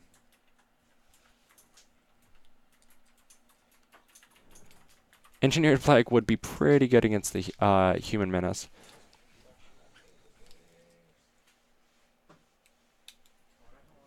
I say the Human Menace, but I actually really like the Human stack. I have a pretty decent win rate against it, so I'm kind of fine with it. Alright, so we say Bloodstained Mire, a Goblin Lore, and I think another land get discarded here. And Harley looks at a hand of mostly lands. He does have Lingering Souls he could play, and that's what he's going to do. Lingering Soul's not terrible here. Looks like he doesn't know where the tokens are.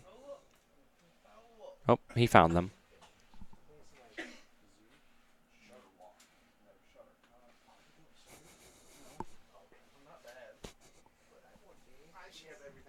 Can confirm Caleb does not watch TV.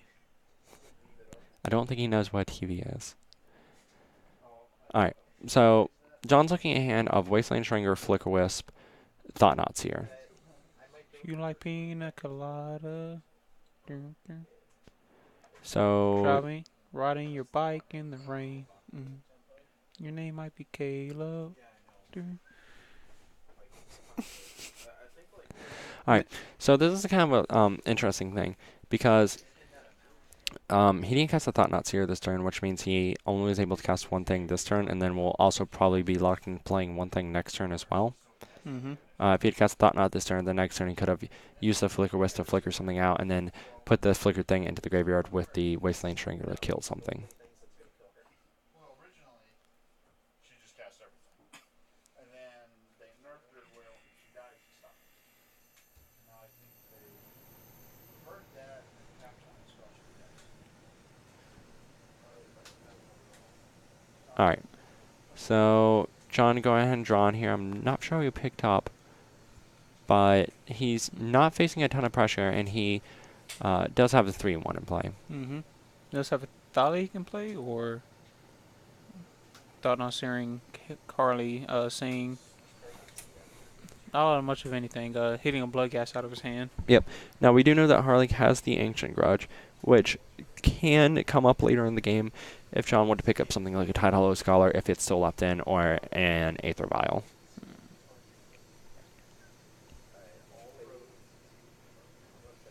Harley's not in the best positions right now, especially with Flicker Wisp. Well, you can always trade in a token with a Flicker Wisp, but at the same time. Alright, but he's going to cast Burning Inquiry here. Burning Inquiry, hoping to fix all of his problems. But I think that right now, it's looking like John's in a pretty good spot to take this game. Do you know around what time Hollow One switched from red-green to red-black? I don't remember Red Green Hollow one, honestly. With Vengevine? Oh, God. I remember that now. The Red Green Hollow Vine deck was like the first week of our standard. No, it wasn't actually. It won an event, and then it was played around for a little while. It didn't win an event. It sure did really well in an event. Okay. I don't believe it won. I could be wrong. Feel free to fact check me here on that. I thought it won an event, and then it was like everybody was playing it for like a week, and then Yeah. it kind of died out, and then this version came out. Yeah, that version of the deck was just far too inconsistent, whereas this version just has a lot of things that allow it to enact its game plan reliably. It looks like Harley did get a Gurmag Angler off the Burning Quarry. Was a decent blocker for him, but could always get Flicker Wisp out or Restoed out. That is correct. So, Holly just going in and bringing back the Flamewake Phoenix and swinging in with it this turn. He's not trying to push the aggression in the air. Doesn't want to start that race with the opponent, but I'm honestly a fan of kind of attacking with the 2 of the Lingering Souls tokens. Yeah.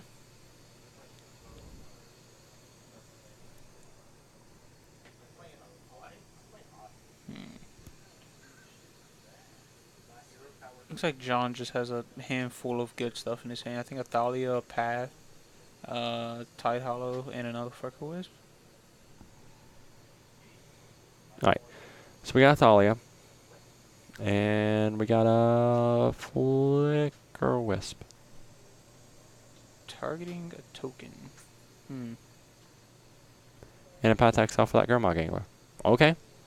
That's a pretty good turn for I him. think at this point Harley doesn't really have a lot of outs, especially because John's board. John's throwing together a pretty big board, and Harley is at a pretty low life total. I think Harley's best bet if he brought in a Codex return, which I don't think he has. Now. So, at this point, from John's side, he's going to be able to attack in for 4 with that Thought-Knot Seer. Go ahead and start trying to push the aggression, and kind of put Harley in a rough spot, because from this point, he doesn't have a ton of ways of getting back into it.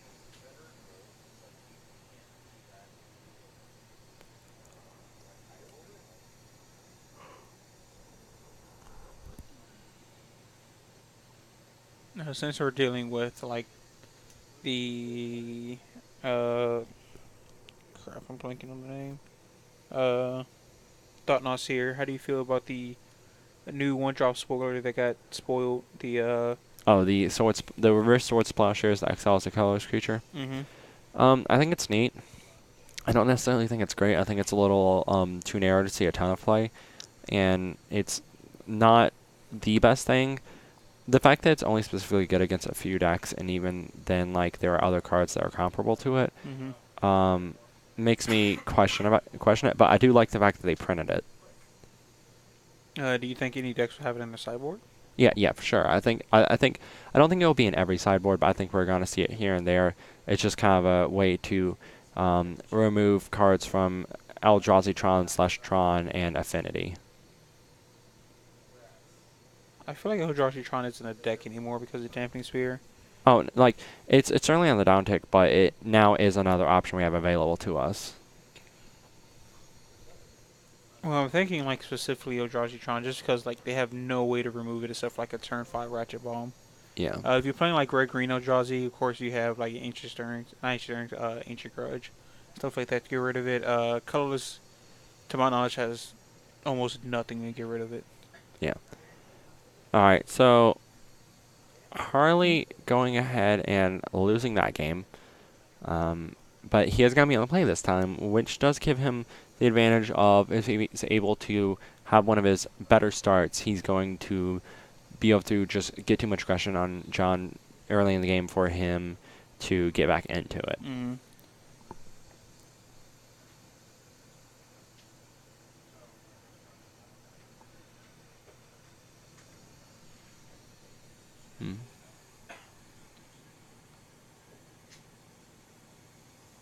Yeah, that one. Humans being really good. Humans just being a cakewalk, having a cakewalk of a match against Eldrazi Tron. They're able to just go so big. They're able to go bigger than you, and they're able to go wider than you. And the disruption you could possibly have for them is not good enough for what they have for you. I mean, the best thing I can think for Eldrazi Tron is like, all of this does, but that's about it. All is dust, but they do play cards like Meddling Mage and Meddling Mage, Freebooter, and Thalia, which all make that card harder to cast.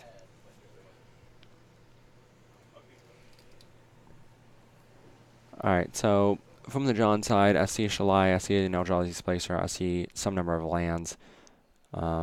Harley side, I do see a Faithless Looting in his hand, in a land.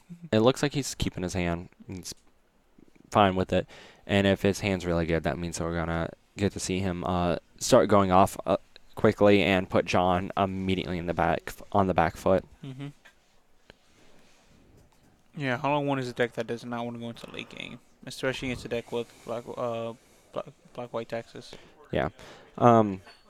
They can win the late game sometimes because they just keep bringing their threats back, but they are trying to just kind of get that early game in and just win through that.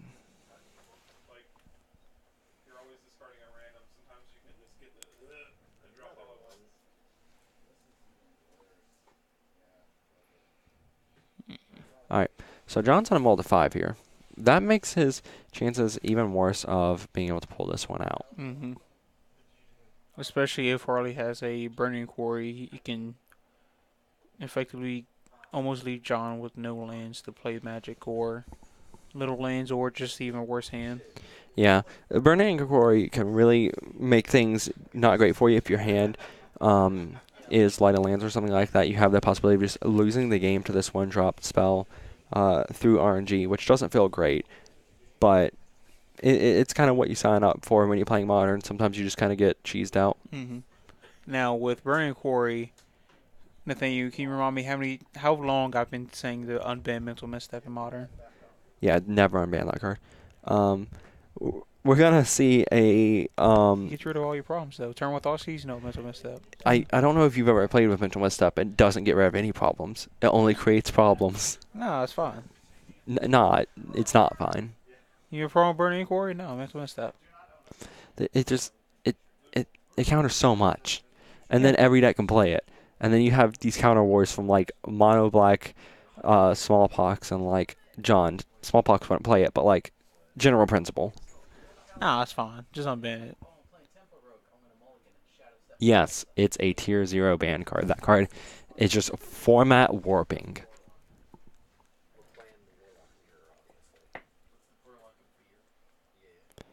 Alright, and he's pitching a Flamewake Phoenix and an Ancient Grudge to his Faithless Looting, which is certainly not bad for him to do.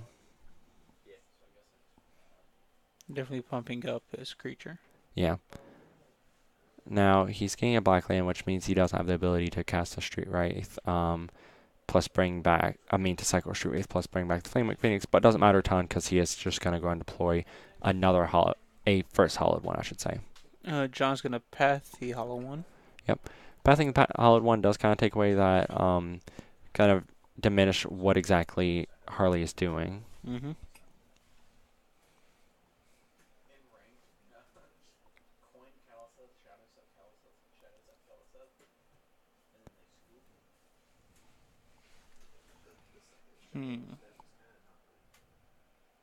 Alright. John's still not in a great spot. I think he's only on 2 lands at the moment. He's only on 2 lands, but right now he's not. Okay, he's facing a little bit more pressure now, because now that flashback of that Faithless Looting in the graveyard deals him 4 damage plus the 2 damage that's already on board, and 1 blocker isn't enough to handle either of these creatures. Mm-hmm. John playing a Displacer, still not hitting that 3rd land. Yep. And we're going to see that Faithless Looting get brought back. Mm-hmm. This is going to pump both of the Flameblade Adepts, I believe is the name of the card. It's going to pump both of those up to a 3/2 apiece. They both have Menace, and they're going to get 6 damage in on John. Mr. Kingery. Mr. J. Mr. J is going to take 6 damage here. Yep. Hopefully on tap final land. So I think he has just a handful of 3 drops. Yep. And a path. It looks like he has double Path Exile. It's not too bad. Well, you can only cast one of them with this mana base at the moment. Now, I can't tell what he picked up. Uh, It looks like it might be a Lean and a Relic Water. Yeah, that's what it's looking like. So, at this point, he can Path Exile one of the 2 creatures in play, and I think that's going to be the play that's forced, because going for the plan of trying to displace them just isn't strong enough. At this point, you need both those creatures off the board as soon as possible.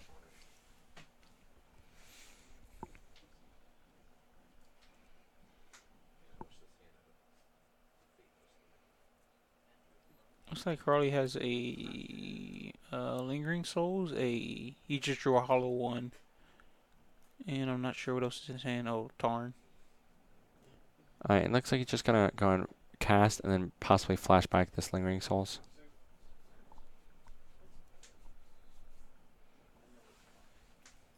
Yeah, and John's just going to go on Fire for Path on 1, take 1 damage. And now John's still not in a great spot. He's still facing out on 1/2 Menace. But looks like Harley did not go all in on the Lingering Souls plan.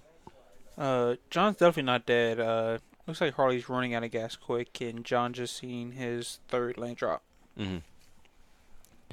I do have to wonder, unless I'm missing something, for instance, him not having any fetchables left, I do have to wonder why you don't go for the flashback on that Lingering Souls here.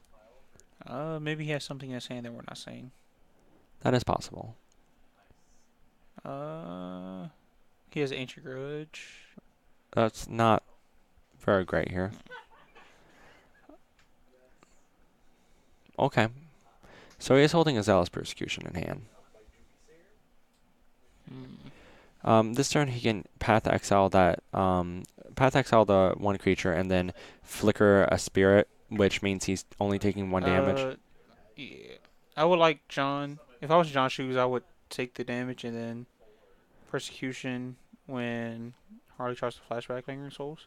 Yeah, but at this point he's only taking 1 damage, and I like this play a lot because if Harley goes for a different plan, then this just works out really well for him. And even if he does the Lingering Souls thing, then he can still Zealous Persecution the following turn. Like, he's losing out on a path this way, but that's fine.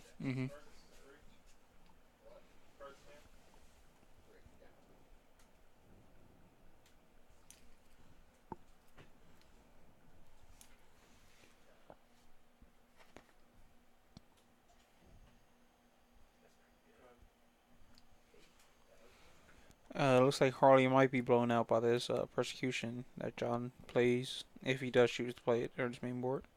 Yep. Main phase, sorry. Looks like he will. He's certainly thinking about it. If he doesn't now, then he gets to wipe his opponent's board and swing in for 4 damage, which is totally fine.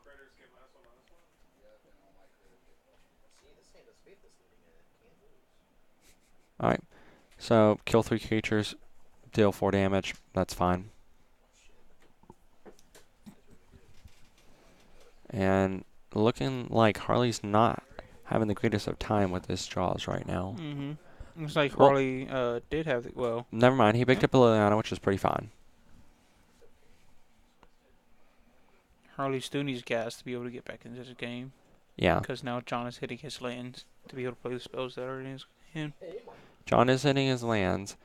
John's thought now. See, you're seeing the hollow one. Yep. So at this point, Harley's left with just an Ancient Grudge on the Liliana. He really needs to draw on something decent here. He's going to uptick here, discard that Ancient Grudge, and cast a Hollowed One. Okay. And bring back a Flamewake Phoenix. This does mean that John cannot attack next turn due to fear of lethal from the 6 damage on board. I'm pretty sure John still has a Flicker Wisp in hand. Flicker Wisp being not a terrible card. At least I think it is. I wasn't not too positive. And you can also use Shambling Vent as a blocker too. He can use Shambling Vent as a blocker if he needs to. But by casting the Flicker Wisp, that is no longer an option. So he's going to flick out the Hollow One, swing in there at that. Now, at this point, he's forced to block one of the 2 creatures that's attacking at him or die. So he's going to block the Hollowed One and take 2, going down to 4.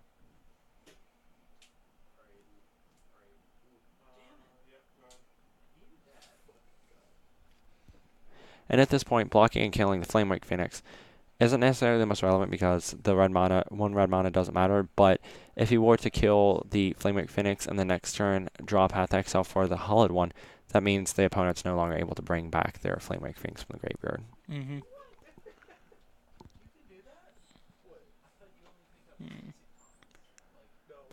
And it looks like John here is considering attacking him with a Shambling Vent.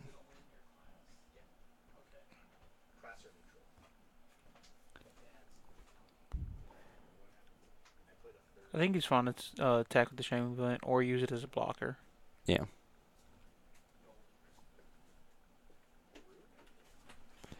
Alright, swing in for 2. And looks like Harley And has some response. He's going to bolt it in response. bolts that and leaving John pretty not great right now. Harley again swinging all in. And looks like Harley drew another bolt. Yep. to finish up the game. All right, it looked like we saw Harley get that in 2-0 fashion, though it wasn't exactly the easiest 2-0. He did have to struggle at certain points. 2-1, actually. So it wasn't exactly the easiest match for him, but he was able to get that one in 3.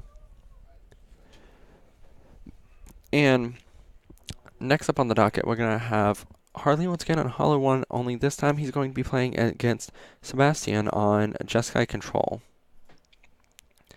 Now, this matchup can be kind of interesting.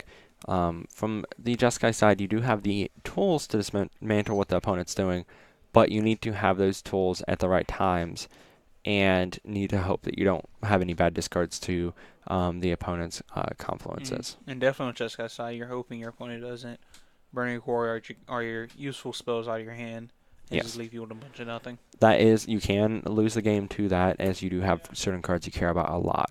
And yes, it is a good matchup. The blue-white side, the blue-white control deck, I feel has a lot better over time here. You have a lot of bad cards in your main deck from the Jeskai side against Hollow 1.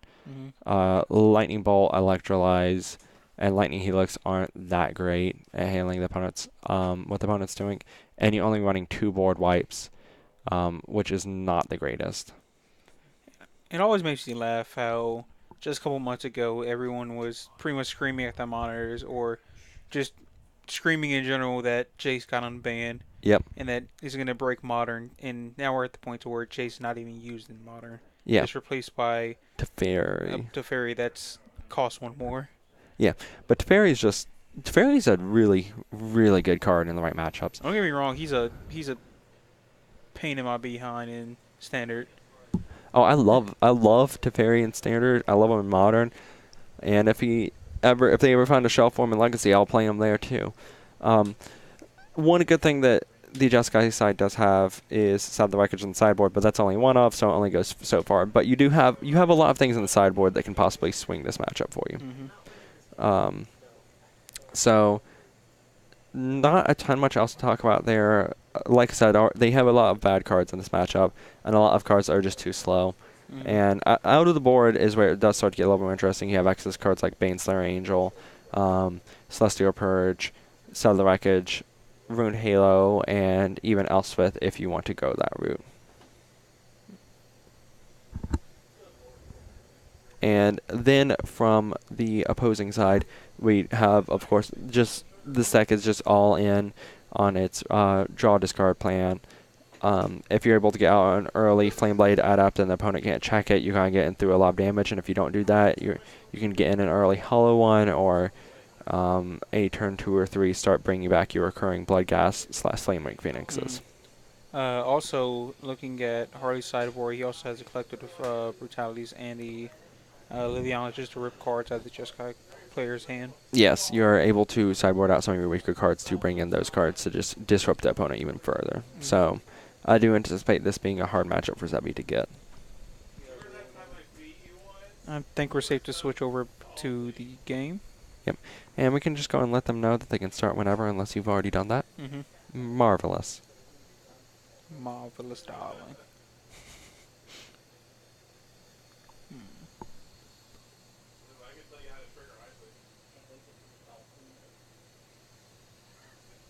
So I got really confused. Wait, no. Okay, I am confused. I saw the Sebastian's name badge on Harley, and I thought that I got them mixed up sidewise. Also, for those at home, you don't really get the greatest sense of scale as to why it's really fun to get those two mixed up, but Harley's easily twice the size of Sebastian. He's a big man. I'm you, but bigger. A big, strong man. Now that we're in. For reference on the Harley, if you go, you can find his a photo of him as Richard Harley Cox at an Legacy Open where he got 4th place. He is very obviously bigger than everyone else in the top 8.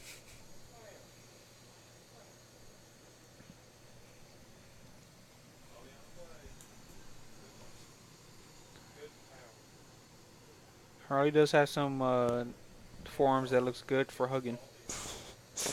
Alright, so did we see who won the die roll? Like they rolled the die and we were talking.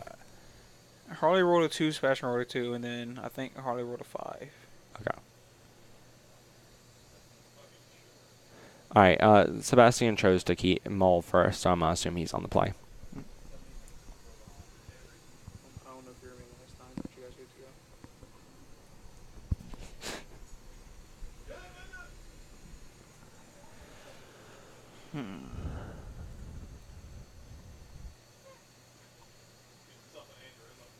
Now, how do you feel about the Jeskai versus just straight blue-white deck in Modern? So, Jeskai is certainly at the top right now, just because it has the ability to handle humans so well as handling other decks like Affinity and being able to have some game against Tron and other decks that are a little bit bigger in the format right now. Mm-hmm. I personally like blue-white more, but I think that right now Jeskai is probably the better pick, unless you're really worried about Hollowed One, and you want to give yourself a slightly better matchup there. Okay. I hate both of them being a burn player, but I'm guessing I hate Jeskai more because of Lightning Oh, Helix. you hate Jeskai a lot more. No, blue-white's not favored against you. Blue-white has a hard time against burn. Me getting lands is also a hard time with me playing burn. Alright. Harley's gonna go and fire off a turn 2 Faithless Looting. Sebastian's gonna let resolve. He doesn't really have any 1-mana wave interacting with that. And Harley most likely doing this to be able to cast a Hollow One, but I don't think he has any in hand. He might also just be doing this to try find lands or to just fuel his graveyard. Though looking at the discard of the Goblin Lore, I don't think he has much graveyard synergy to go on right now. Mm-hmm.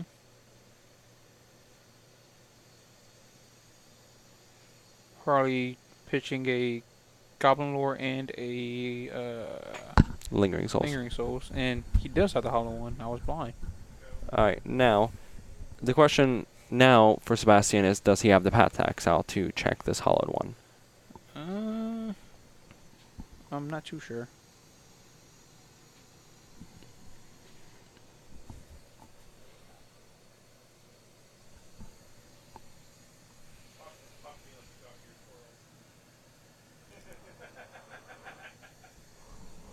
Alright.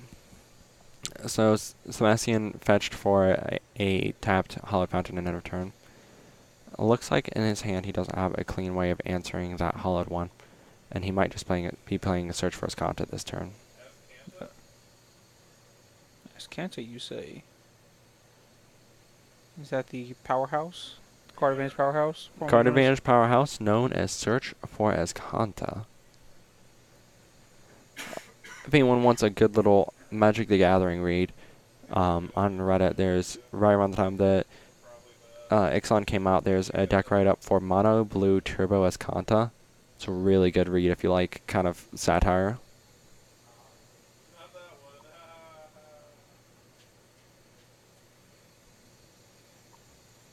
I don't know. Reddit and good Magic stuff kind of don't go in the same sentence. Reddit and good don't go in the same sentence, but here we are. This is the world we live in. Alright, so Harley discarded double land plus Lightning Bolt, not super optimal. And Sebastian discarded double land plus Electrolyze. Which, in theory, could be really good for Harley. I think the Sebastian Knowledge has all the lands he had, unless he drew some. Nope, he did in fact draw some. He also drew a Path to Exile, Yeah, which is looking really good. Yeah, Path Exile not bad for him at all. Harley can most likely pitch a Bloodghast, yep. So he pitched a Bloodghast, pitched a... Corey, I think we cut out a little bit there. We cut out a little bit there. Yeah, we had a small audio cutout. Like the stream itself kind of stuttered a little bit, but I think we're fine now. Sorry about that if there's any disruption on the viewer side.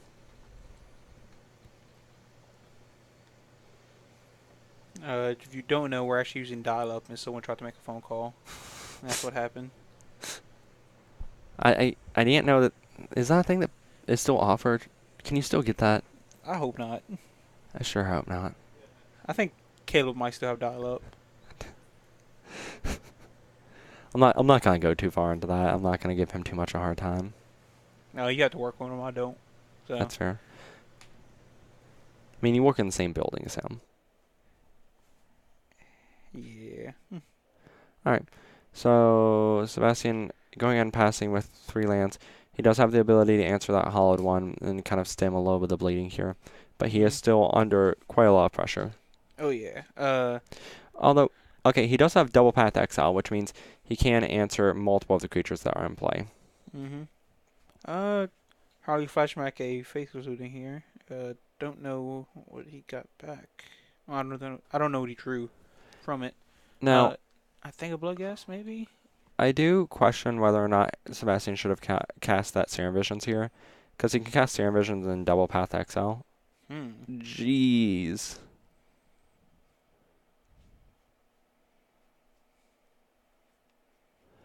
Now, Harley turned all of his creatures sideways, but then immediately rescinded that. I think Sebastian stopped him before going to combat. Now, the only reason I can think of that Sebastian might have gone for the line of playing the untap land and not casting Serum Visions as he was planning on using Path plus Lightning Helix, but plan looks a lot worse now, since Harley has another creature with power 4 or greater. Mhm. Now, do you try to path the bloodcast or do you try to hit a hollow one? You have to hit a hollowed one. Now, one important timing thing here is if Sebastian does path to exile the hollowed one before declare attackers as well as the Flamewick Phoenix, there will not be a trigger for the Flamewick Phoenix to come back, and that other blood gas will not be able to attack. Yeah, because the light game off of Lightning Helix. Yeah.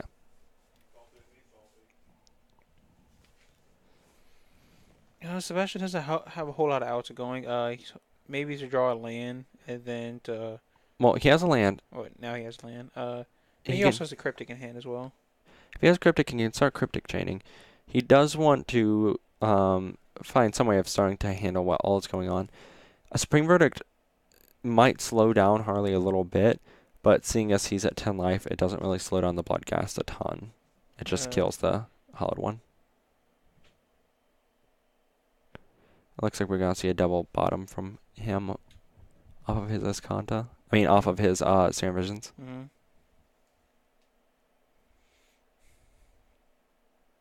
Almost like just passing and holding up the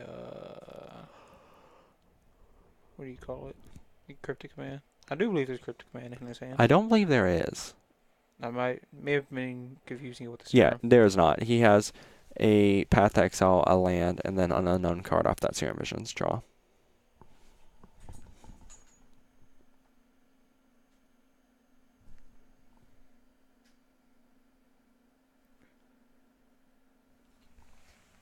Hmm.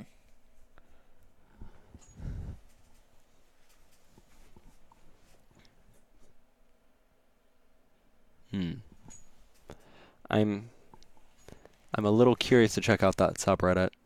I feel like it's gonna be not great, but it could also be great. I don't know. The Let's Not Meet subreddit is good. Do I think is that something I'm gonna have to go incognito for, or I'm not sure.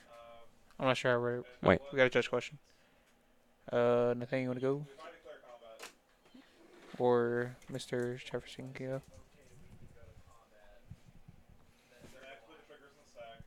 I think they're questioning the trigger of combat with Cryptic Command and Flaming Phoenix. If that's the question, then how it works is they go to the game combat.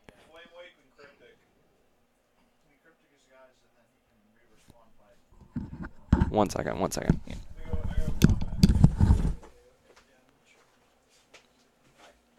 I'm guessing the question is if Sebastian bounces Hollow One, can Flaming Phoenix still come back in?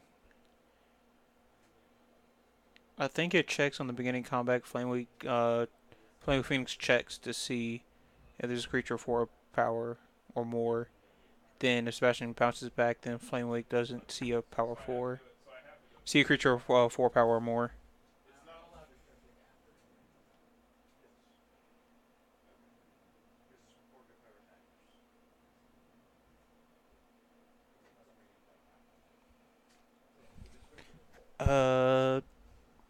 Willis, I will see right quick.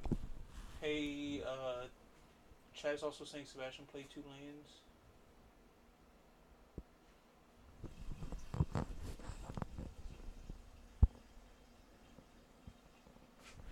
say fetch before playing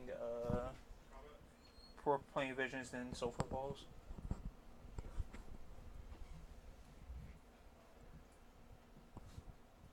One other judge thing while we're there. Chat's also saying that you played a fetch land and cracked it, then played a Serum Visions, and then played a Sulfur Falls. Is that correct?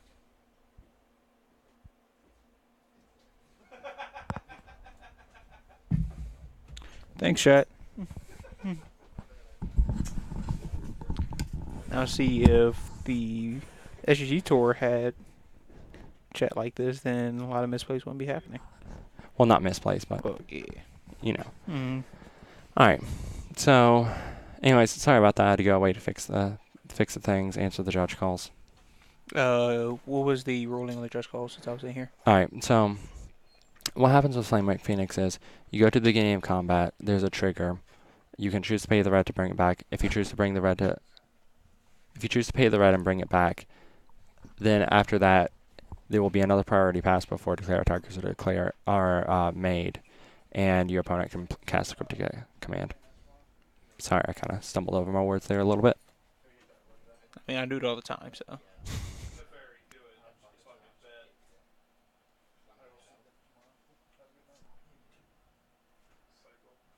Dealing with the judge calls, I have missed a lot of what's happening on this board. I mean, so big takeaway of what's happening here is Sebastian's at 8 life. Harley only has a hollowed one, and it looks like 3 Path Exiles have been cast, and Sebastian's holding a Supreme Verdict.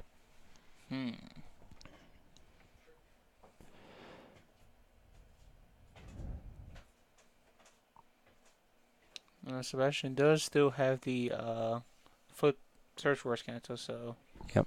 That Search for Escanto can start accruing him card advantage, and now they both are essentially gambling to keep one good card. And it looks like Sebastian kept the Supreme Verdict and then just discarded the double Scalding Torrent Snapcaster Mage. The Snapcaster Mage would have been very helpful. Snapcaster Mage would have been a pretty good answer to the Bloodcast that is in play. Mm-hmm. I don't Harley Flashback Faithless Looting.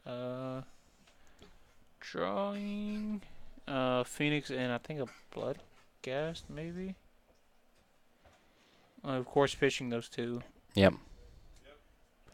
Now we're going to see an activation on end of turn. We see a Snapcaster, Lightning Helix, Lightning Bolt.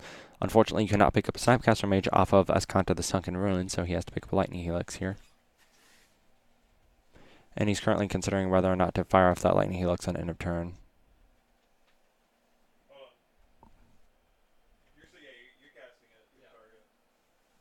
Okay. Harley might be thinking about bolting his Bloodcast to get rid of the target. Yep. I mean, that's the same thing as just bolting the opponent, but yeah.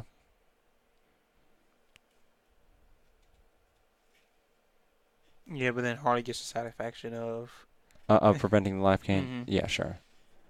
So at this point, there are a lot of Flamewake Phoenixes in the graveyard if Harley ever draws in something like a Hollowed One or a Gurmag Angler. or at least draws the land. Yeah. Alright, so what does Harley pick up here?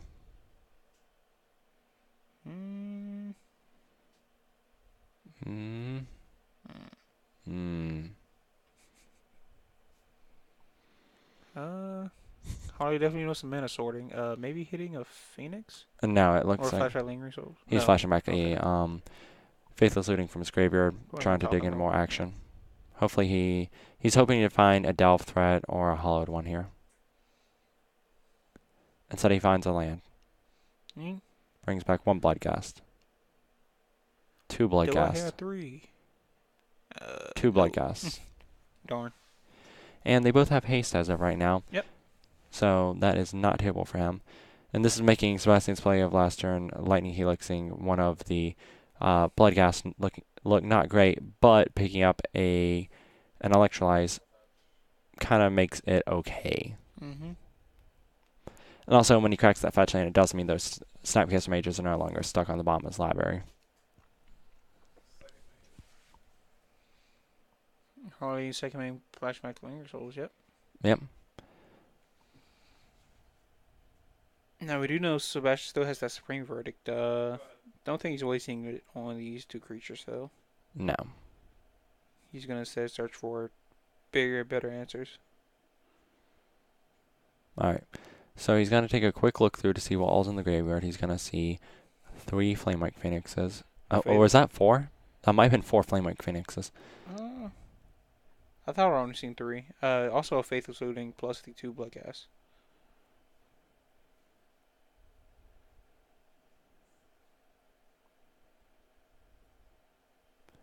And it looks like he's sorting his mana as to how he wants to hold up his Azcanta plus hold up other spells he might want to cast. Mm-hmm.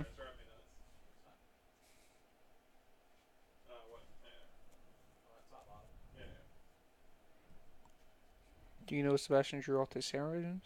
No, I do not. I do see a Glacial Fortress, a Supreme Verdict, and one other card.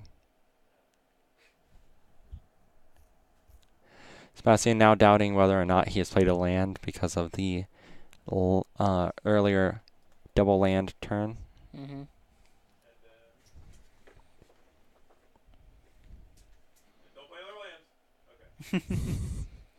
Alright, so he's just going to go and slam down the Supreme Verdict. Pass the turn, and Harley once again has a turn to draw into one of his creatures with power 4 or greater and just kill Sebastian. Instead, he just plays land and gets back 2 Bloodghasts.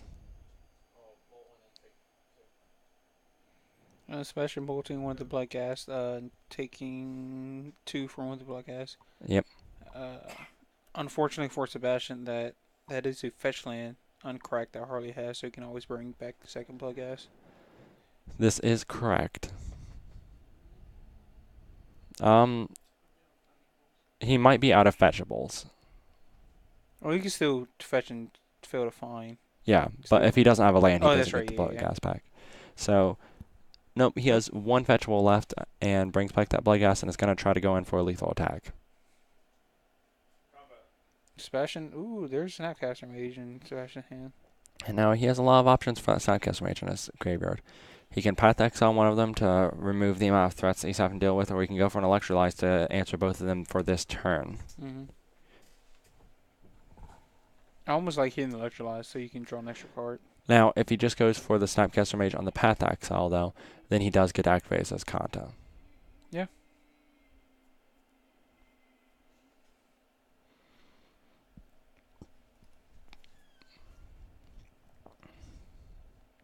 It looks like he's going to activate his Kanta first. Which if he's going to do that, I'd prefer doing it at the beginning of combat.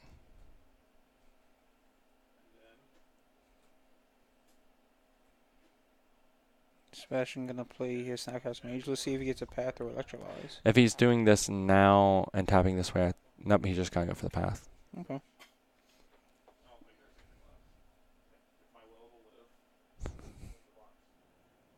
Alright, so now he's going to trade off with that Bloodghast, and Harley here going to go for Lingering Souls plus Flashback on Lingering Souls. Mm-hmm. Once again, putting lethal on the board, but Sebastian does get to spin his Azcanta. And pick up another Azcanta, Yeah. which is not good.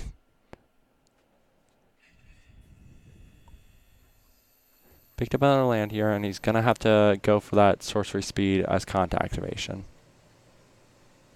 in case he hits a Supreme Verdict.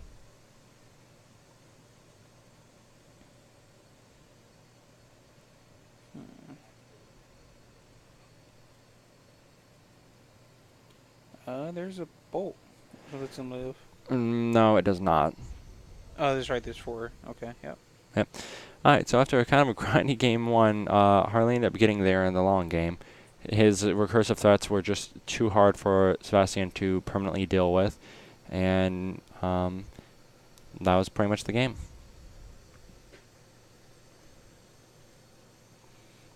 And we can take a look at the sideboards here. Yep. From the sideboards, we see for the Jeskai control set, he has access to the Settled Wreckage, the Celestial Purges, the Ruined Halos, and the Baneslayer Angels. Would you also bring in Staticaster Mage? sorry, Is It Staticaster is also a fine card. Yeah, that's It answers the Bloodghast, it blocks the Flamewake Phoenixes, and it answers the Lingering Souls tokens. You have a lot of cards to bring in. Your burn spells are a little medium. Your Electrolyzes were fine that game, but they're a little too clunky, and I prefer a little bit more beneficent removal spell / a more permanent removal spell. Your Lightning Bolts / Helixes can definitely be cut down. Your Sphinx's Rev can be cut down, and your counter spells are also things that can be cut down. You don't want to cut down on your Snapcaster Mages, you don't want to cut down your Path Exiles, and your Cryptic Mans you must want to hold on to all of, but you can cut down on some number of those. Did you say bring in Rune Halo or do not bring in Rune Halo? Bring in Rune Halo. It's a good card. I think it's okay, but So one big thing is it allows you to shut down either the Bloodghast or the Flamewake Phoenix and kind of cut down some of that aggro the opponent's giving you from the graveyard. okay, yeah. I was thinking of more the sense of like, the Hollow One list has so much it can kill, so many different ways it can kill you. It does And have it Mm-hmm. so many makes- different ways, but as the Jeskai player, you're trying to answer all those ways, and this is something that just hard answers one of the threats. Okay. I'm going to take a look at the Harley's list. I believe you already mentioned the Collective Brutalities and the Lilianas being his best bring-ins here. How do you feel about maybe Surgical Extraction as well? No, I think Surgical Extraction is not good for the plan you're trying to take in this game. Okay. But I do like those cards, and as for cards to cut, I think that Sorin is debatable in this matchup, but I'm not overly impressed by it in this matchup specifically. You could cut down on some of your Delph threats or your Flamewake Phoenixes if you want to just kind of hedge a little bit for the graveyard removal, or even your Flameblade Adepts if you want to hedge for the early game removal. And I think that's about all we really need to hit up on the sideboard.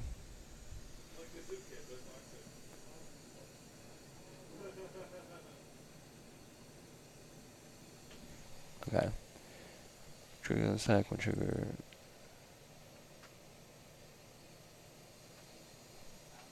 Okay.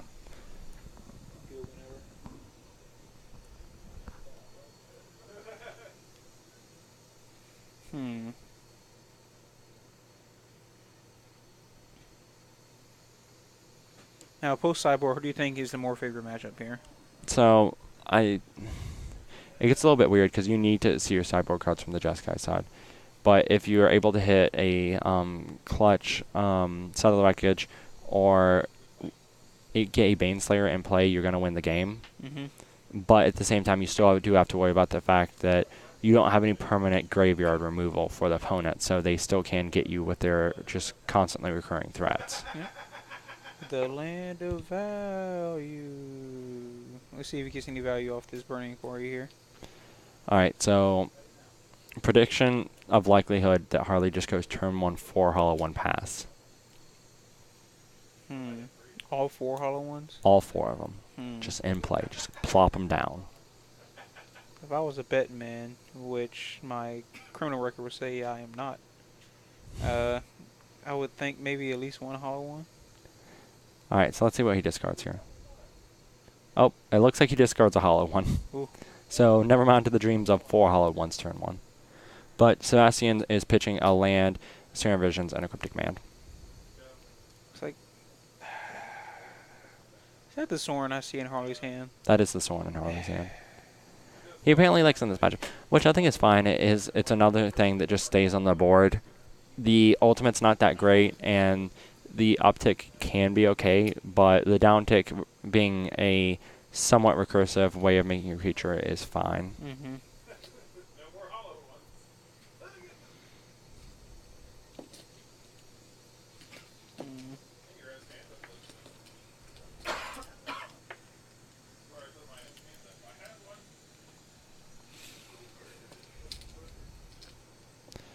Now, it looks like those electrolyzers were left in as a side note here. And it's definitely a way to getting rid of the spirits and also hitting the Bloodghast. Bloodghast. Yeah. Speaking of Bloodghast, 2 Bloodghasts were just discarded here. You can also shoot down a Phoenix as well. Yes. Now, that being said, Sebastian does have the perfect answer for those Bloodghasts in the form of Is It Staticaster?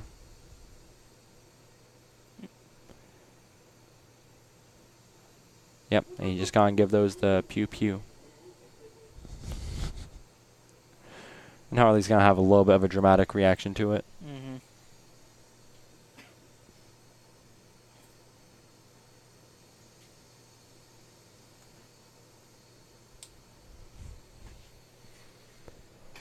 Now, of course, Harley can always just bring back the 2 Bloodghast, but it's going to be harder and harder for him to stick anything else on board. Yeah.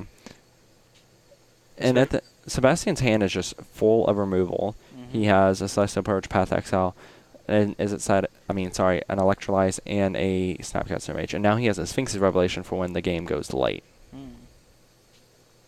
How do you feel about him keeping Sphinx's Rev post-sideboard? I think it's fine. It was just something I mentioned as being kind of clunky, but at the same time, you do kind of need your clunky win conditions because that's how your deck is able to close out the game. Sebastian putting both the cards on from Serum on top of the deck. I've seen one of them scripted command. I didn't see the other one.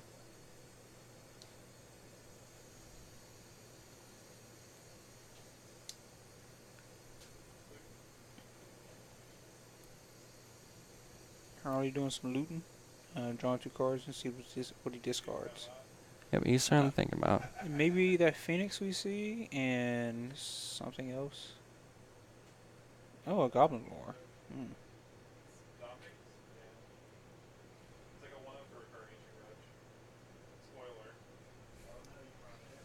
I would assume he got rid of the Phoenix that we seen in hand. Or I'm pretty sure it's a Phoenix.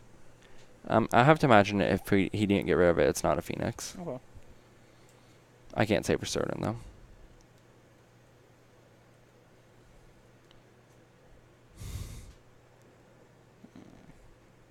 Alright, it looks like he's thinking about going out and slamming down this Gurmag Angler this turn. Mm-hmm. Now, do we know if Sebastian has any countermatch to deal with the Gurmag Angler, or is it just removal? I mean, I don't think he has counter magic, but I don't think he needs counter magic. He has more than enough removal at this moment. I think he also still has a Path in his hand. Yeah. He has Path, he has Celestial Purge.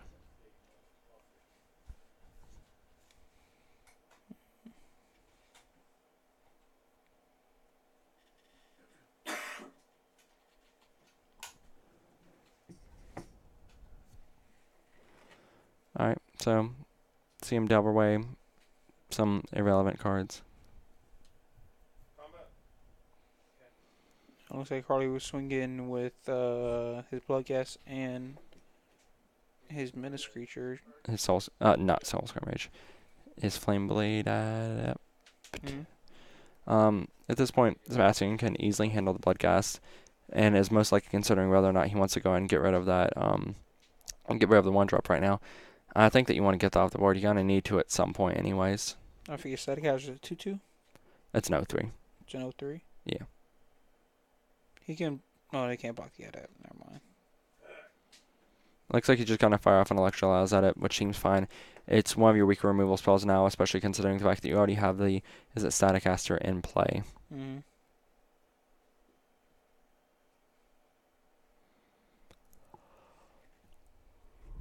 Now, Sebastian has pretty comfortable control of the board right now, but he doesn't have any way of closing out the game, and he is stuck on 4 lands now.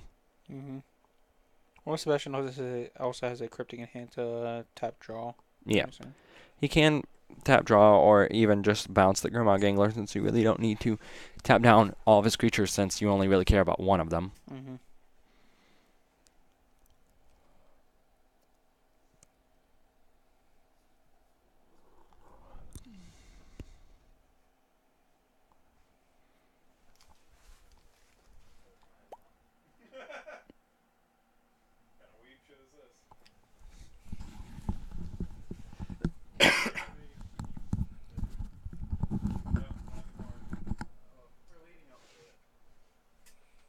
Harley tapping out for a Sorin. Mm.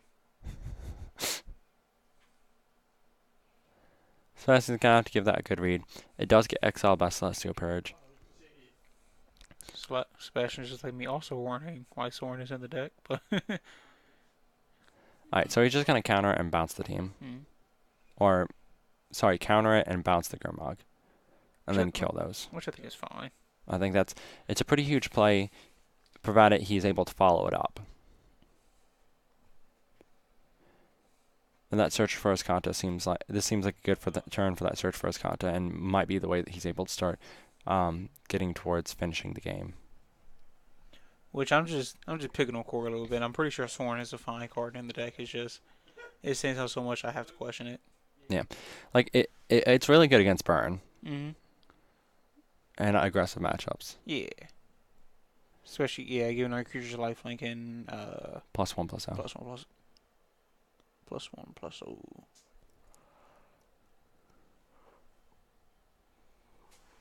Alright, so we're gonna see that Gurmag Angler hit the board again.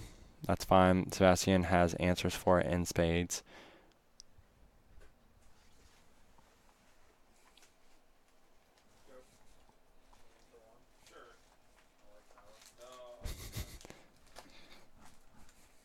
So Sebastian pinged it for 1 and then exiled it with Celestial Purge.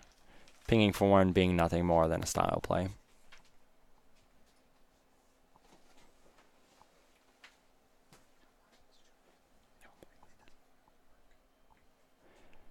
And he has now picked up a Settle Wreckage, Okay.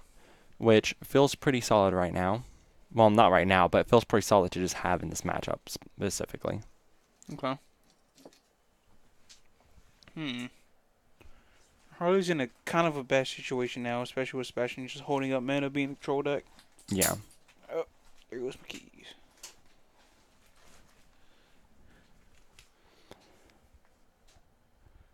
Sebastian questioning if he wants to let the Liliana's resolve or not. It looks like It looks like it does, and he's choosing to down ticket as opposed to up ticket. Oh, does that cast only hit creatures or? Only hits creatures. Okay.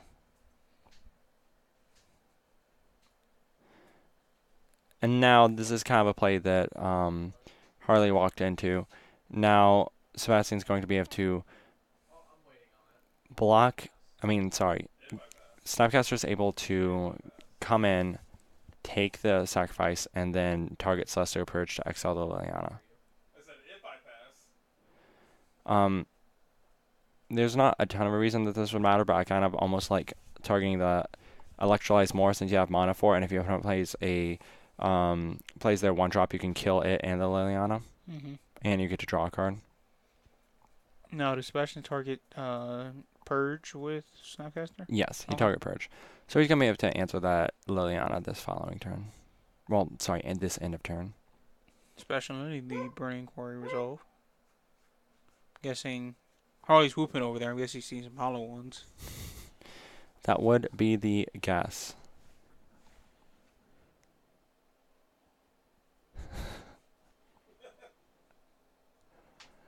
Those were pretty not bad discards. And Harley's not too sad about seeing another Bloodghast Engrave. Yeah, he is sad about that as it's Sadacaster, though. While Sebastian's mulling away his Settle Wreckage. And his Path Exile.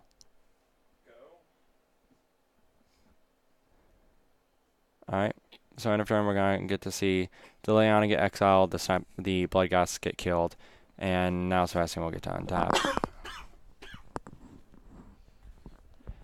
Nathaniel, if you want, we can start a petition for no bully the Bloodghast. Because that's apparently what Snapcaster is doing in this matchup. No, I'm fine with that Bloodghast getting bullied. That card, I have bad history with that card. You don't say. I do say.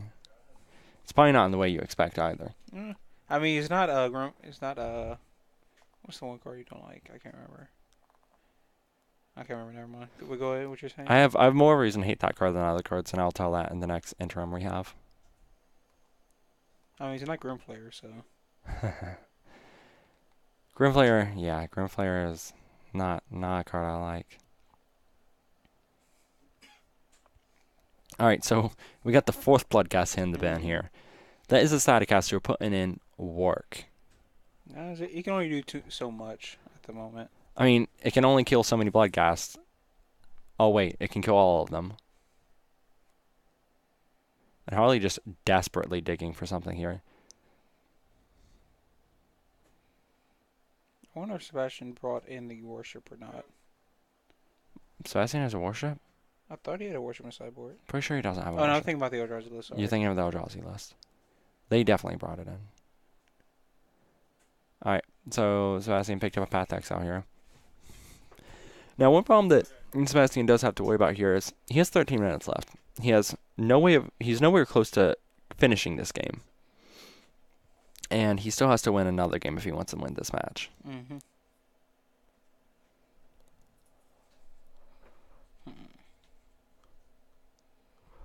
I think Harley is. I don't think there's a way for Harley to win in this matchup. To win this game specifically now. He's going to have a hard time winning this game. That Lingering Soul's not very good in the face of his Staticaster.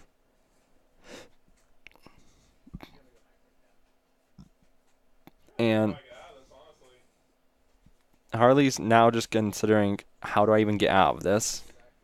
Corey, is there a way to show up is a Staticaster for those who don't know what it does? To be fair, I think we've seen enough what it does, but yeah, we'll pull it up. It's a 3-mana 0/3 Flash Human Wizard. And it also has haste, and you can tap it, deal 1 damage to target creature and all creatures that share a name with it. And there it is. This card's very good at decks that have a lot of tokens or have a lot of X1s. It's able to just cleanly remove them. It's also an 0/3 body, which can sometimes come up when you need to block an X2. 2X, sorry. Alrighty. So now Harley's gonna bring back 4 Bloodghast as well as have 2 Lingering Souls tokens, but doesn't really matter all that much if we're being honest here. Yeah, Harley's still just still pretty much neutered by the Staticaster at the moment. And Harley's just kind of flashed back this Lingering Souls. I mean, I think he should have held on to it, but I don't think it's gonna matter a ton here. Alright. Harley just scooping up. He realizes that he's not winning this game. Even though Sebastian doesn't have a win condition out, he just has all the answers. Mm-hmm.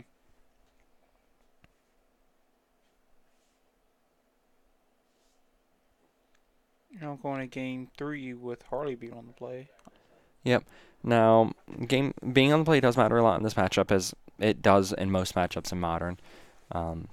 Harley can get that blisteringly fast starts at times, which just makes the opponent, it stresses the opponent's resources so heavily. And it looks like I'm going to take a brief second pause from the game while one of the players takes care of something. And we just have the Hollow One list pulled up in at that point. So a lot of what this deck is looking to do is revolves around cards like Burning Inquiry, Faithless Looting, Goblin Lore, etc. We've been seeing that. We've only how many Hollow Ones have we seen on turn 1? Have we seen it once or twice?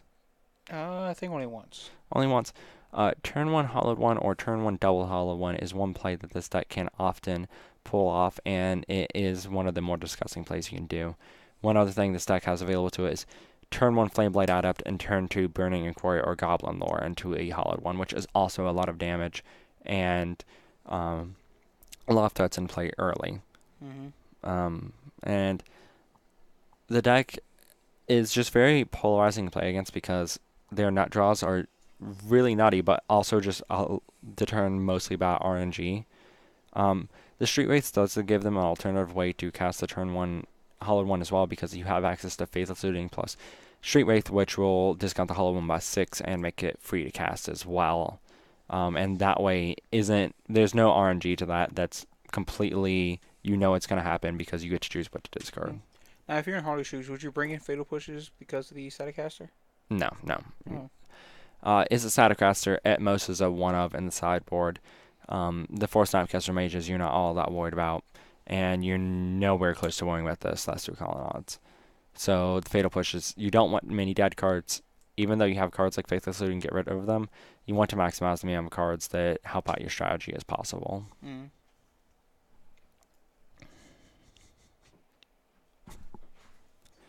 And from the Jeskai side, a lot of what they're hoping to see is they need their Path Exiles, they need their Celestial Purges, they need the Cellular Wreckages.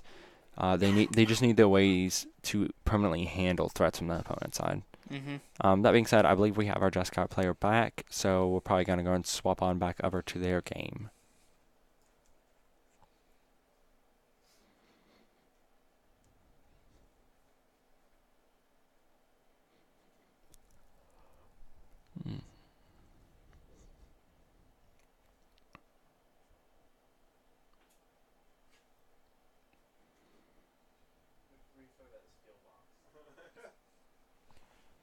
The Just guy not win an event, but did he do pretty well in an event lately? Because I know it's been getting a lot of hype lately.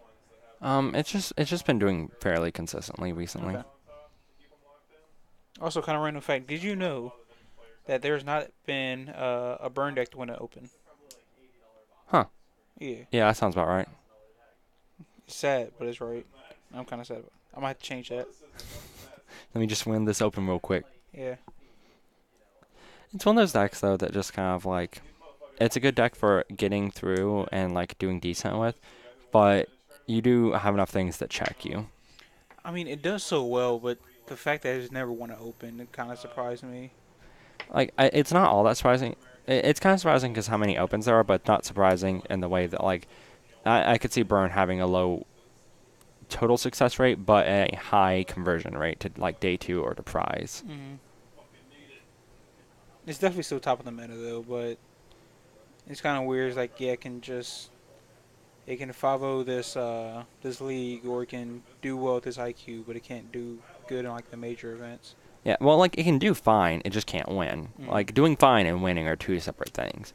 It's one other big thing that dictates it is who's playing it. Like, what major player really wants to play play Burn through an entire event? And there aren't a ton of them that want to play a deck like that, because a lot of times your lines are so limited, and you have enough times where you just lose because your opponent's playing X amount of life gain or something like that. Now you know more about pros than I do. Is there a pro that mains a burn deck? I believe it's Patrick Sullivan. Has the hashtag Basic Mountain. He's not a pro. He's a commentator and he's Cool. fairly good. Okay. And he's the main person who plays Mono Red. He's known for his set of Arabian Nights Mountains and his burn deck. Hmm.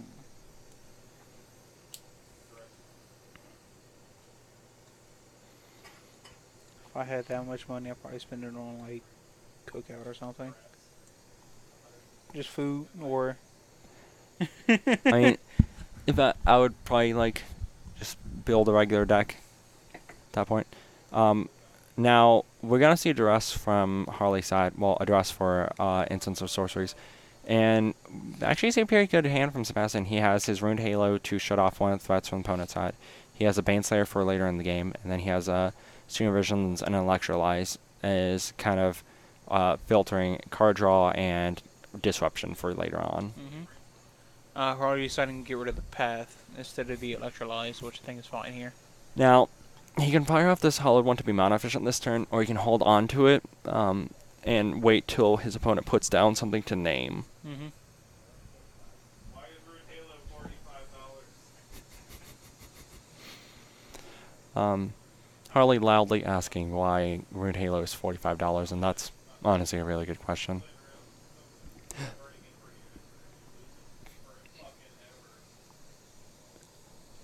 Why is Dora Pony at $1? I don't know. Things we'll never know. That's a weird question. Why are Underground Seas $800? Someone who doesn't like money, just like, oh, how can I hurt people without physically hurting them? It's like, oh, let me just buy all these let me just buy these dual lands that everybody needs. I'll hit them where they hurt. And the wallet. Yeah.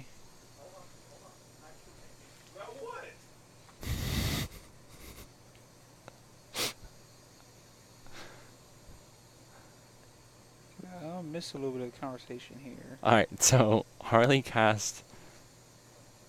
Harley went to go to his turn and decide and was like drawing his card already, and Sebastian was like, hold up, I might do something, and Harley's like, what are you gonna do with 0 mana? Sebastian throws down an Engineer Explosives. I'm not a huge fan of it here, like, I don't see why you don't hold on to it, but sure. Like, I get that you want to keep it if your opponent Burning Inquiries, but at the same time, I'd rather keep it in hand so that way you have a better chance of keeping a card like Ruined Halo. Mm-hmm. I mean, not Ruined Halo, Baneslayer Angel. Because Baneslayer Angel is a house in this matchup. Mm-hmm.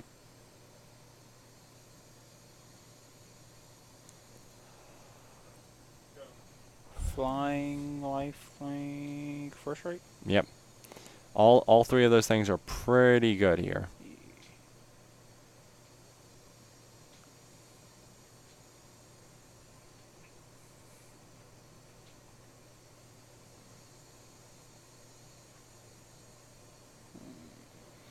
Now Sebastian's kind of in the tank about what he wants to do. Having a real slow start here from Harley. Yeah. Gives Sebastian plenty of time to set up what he wants to do. Mm-hmm. Now, Sebastian has the option of either holding up that Electrolyze or throwing down that Ruined Halo on Flamewake Phoenix this turn. Looks like he's just going to throw down the Ruined Halo on Flamewake Phoenix. Well, you don't exile it, you bitch.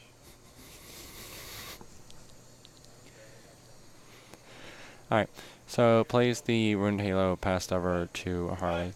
Now, one thing of note is I don't believe I saw another land in Sebastian's hand.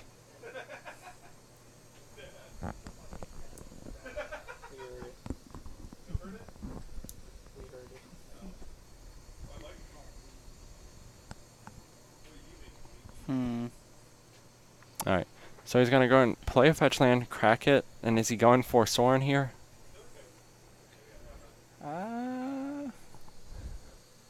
Why else would we be cracking this fetch land main phase? Don't look at me when you say Soren. Sorin? I don't... Solemn Visitor. Soren's a Soren in my behind. I did something fast, yeah. I think I fetched Can't say what I want to say, but Yeah, I get the point. Alright, so Harley's shuffling up, and it looks like he's considering what he's going to do here. don't play Soren. No. Oh, that's a God Sorin. dang it, there's a Soren in hand. Yeah, look at that. He plays Sorin. Now he's going to get a Vampire token. Or not.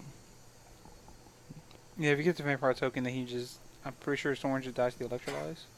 Yeah, that's fair.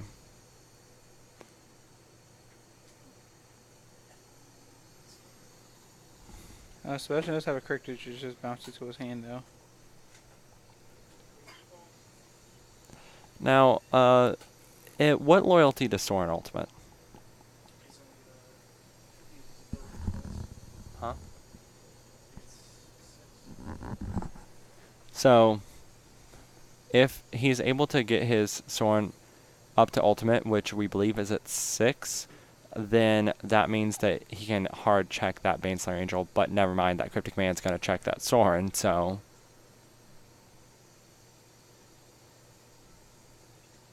Yeah. So if he was able to untap with that 6, he could Emblem, and then that would kill the Baneslayer. But instead now, Sebastian's going to be able to bounce that Sorin, slam down the Baneslayer, and put Harley in kind of a tricky situation. Also, that is time, if you want to let them know that they're in turns. Harley's going to be turn 0. Harley, your turn 0. 1. 0, sorry. Harley, your turn 0. Alright. So we are going to turns. Harley's going to be turn 0 of 5. And this kind of changes the dynamic of the game. Mm-hmm. I don't think we'll have a clear... Well, in my opinion, Sebastian's clear winner here, already surviving this long. Yeah. Like, he would win this matchup. He would win this match from this point if this were a regular game, but...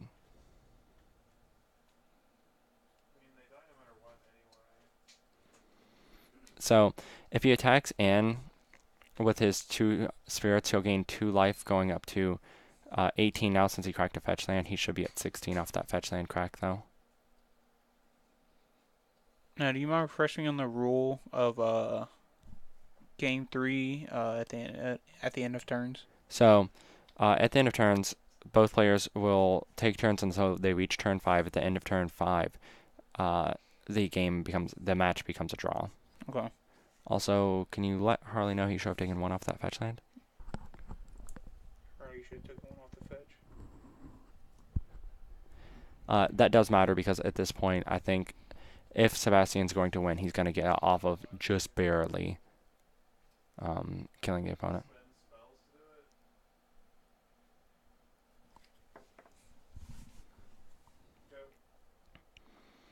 Harley passing the turn. Alright, Sebastian got me turn 1. And at this point, I think Sebastian needs to get as aggressive as possible. and tried to kill his opponent in his 3 combats. You mind having a die representing turns? Alright, there we go. We got a die that's just, that die off to the side is the turns die on the top left.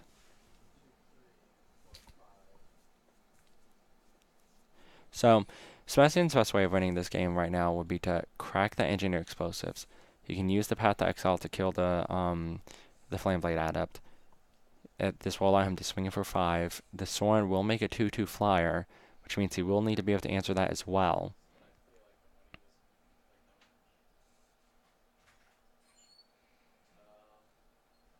So,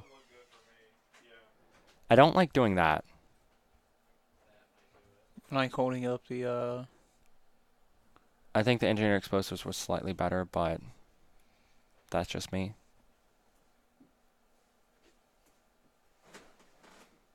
You deal like 1 point of damage to me. 1 extra point.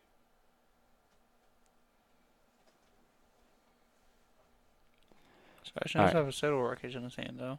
He also has a Celestial Colonnade, which might be that 1 little extra point he needs.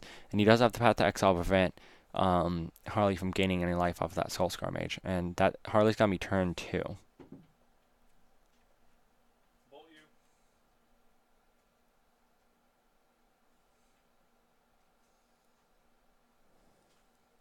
Goblin Lore. Alright. So Harley fired off a bolt and then cast Goblin Lore. Almost like just holding the bolt and hoping you draw into 2 bolts for that Baneslayer Angel. Mm-hmm. Because you need to answer that Baneslayer Angel.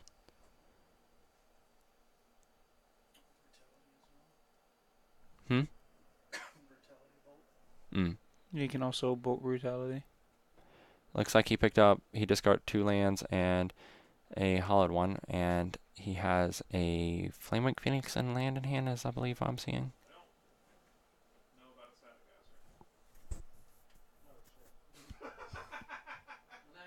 Statcaster. Harley letting Sebastian know he does not know Statcaster was in his hand. Yes, as of now, Harley should know no cards in Sebastian's hand. Really? Attack for...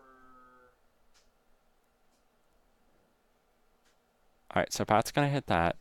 Next turn, Harley's going to take 9, going down to 2. And then that leaves him dead to any burn spell or to the last attack.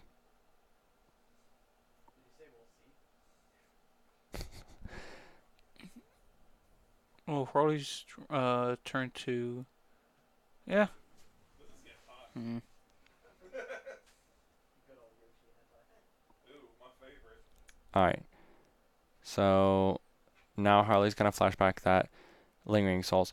Though Sebastian can this turn, if he draws a land, he can fire up the Celestial Colonnade and crack the Engineer Explosives for damage, but looks like he may have not done that.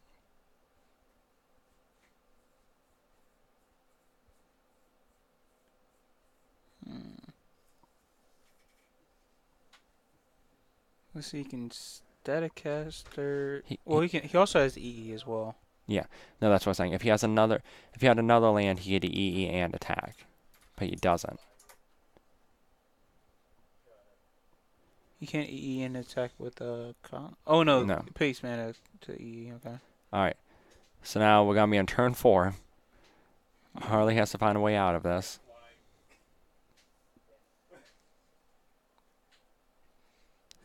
Now he can ultimate that Soren to handle the Baneslayer if he wants to.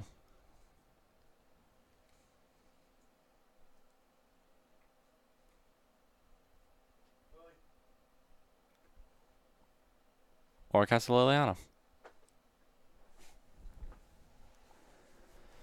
And Liliana plus downtick on the Soren means that Sebastian might not be able to kill him.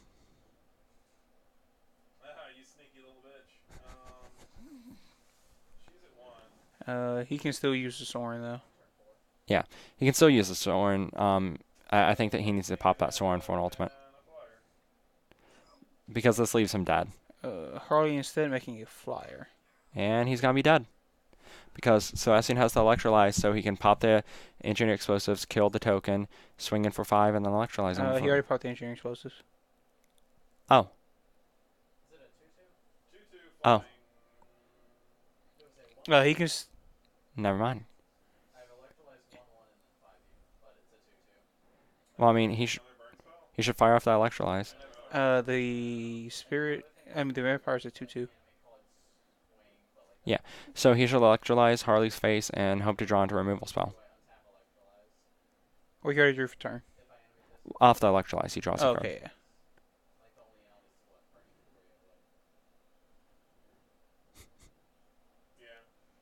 Yeah. No. Sebastian only has one red source.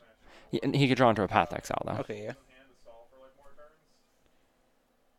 And flail angrily. Yeah, that's all I'm doing is. All right.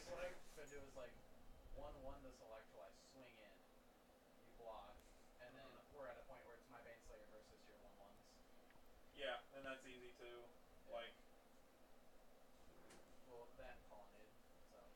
I don't know if they're doing a draw or with Harley. We're gonna consider this a draw regardless. Mhm. So it was just barely a draw. Sebastian definitely had that game if it went a little bit longer, but they just kind of stalled out for too long. So we're gonna go to the final match, which is gonna be Jeskai Control versus White Black Taxes. I don't know if Soren's supposed to stay in or not. Harley asked, "Is Soren supposed to stay in or not?"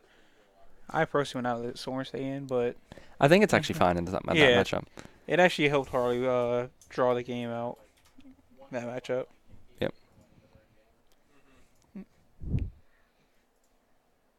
So as you said, we're gonna go into the final matchup: Jeskai Control versus White Black Taxes, and I think that Jeskai's supposed to be heavily favored here. mhm. Though if Tax is on the play, they can kind of tax out their opponent with their Thalias plus their Leonin Arbiters and Ghost Quarters. The Todd Howley Scholar is also not being awful.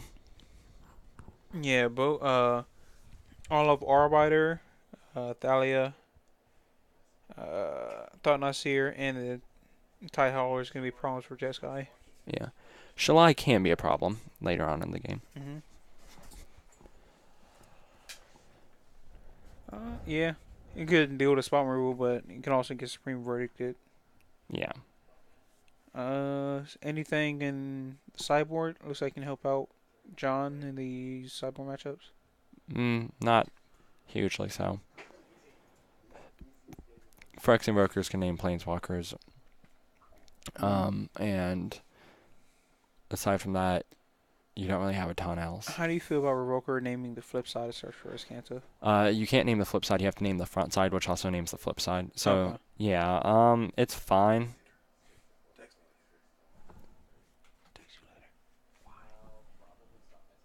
Oh, sorry. What was that username?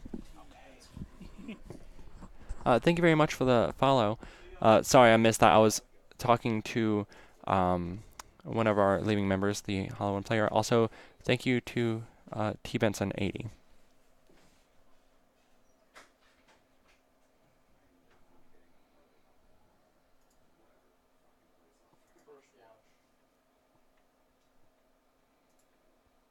Hmm.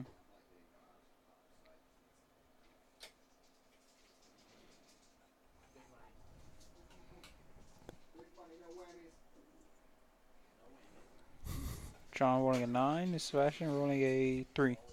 Say 3, 3, 3. Dang it. That's not 3 at all. Oh, there's a tie. That's 3 times 3. Quick maths. Quickest of maths.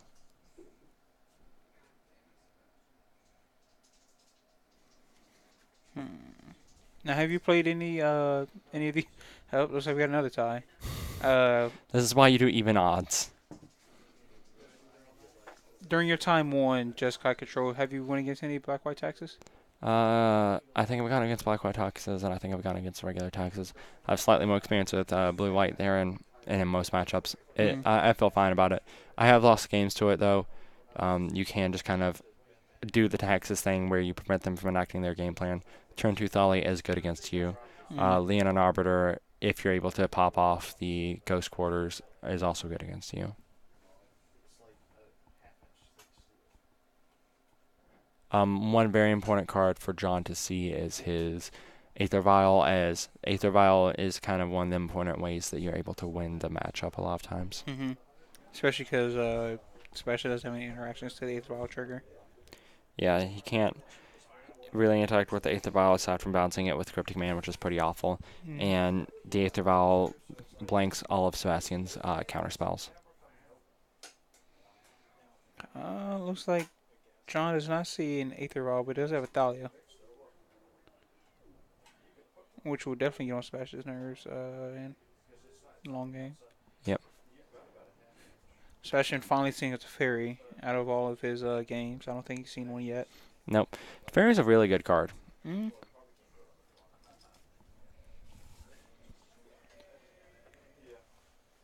Again, just like with Chain Whirler, I was talking about the other day, that when Teferi first came out, I did not think it would be as good as it is. Yeah. I'll admit, I was on the train that I was not really impressed by Teferi when he first came out. And now I love the card, and I am super glad it was printed.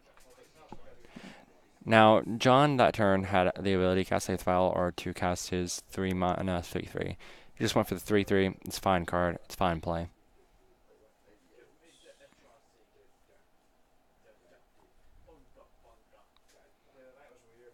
Mm.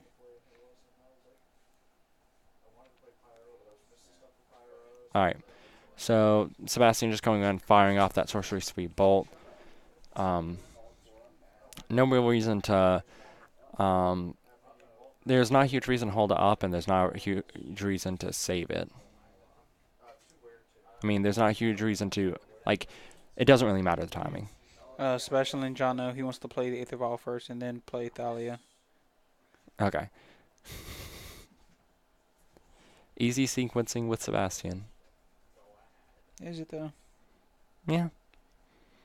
Like, it's pretty basic sequencing with Thalia.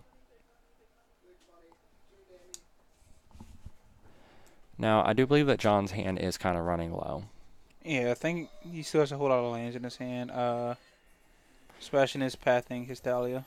And if Sebastian has a land on the following turn, then the Teferi is going to do a lot of work.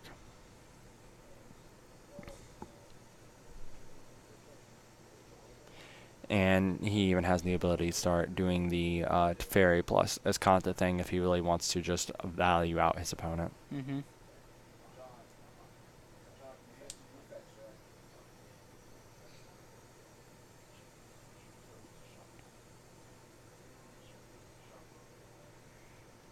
Now, how much do you think Teferi has improved these blue-white variants in Modern?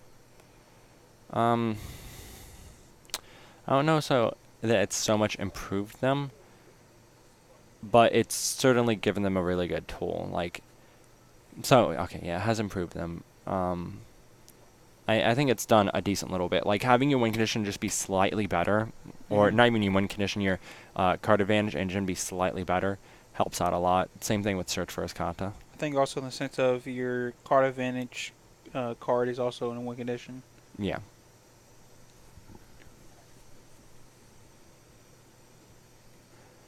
I have seen someone at a competitive event fire off a Teferi Ultimate in Modern, and boy, let me tell you, that Ultimate's good in Modern as well as in Standard. Mm-hmm.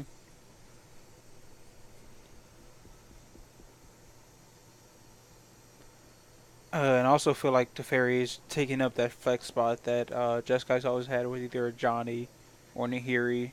A Johnny Nahiri for a short time, Jace. Now it's just kind of locked in. Teferi is the best planeswalker for that deck. It's not... Nahiri's fine, but she needs more enablers. Johnny can just be awkward, and Jace is a lot of times just kind of underwhelming in this format. Mm-hmm.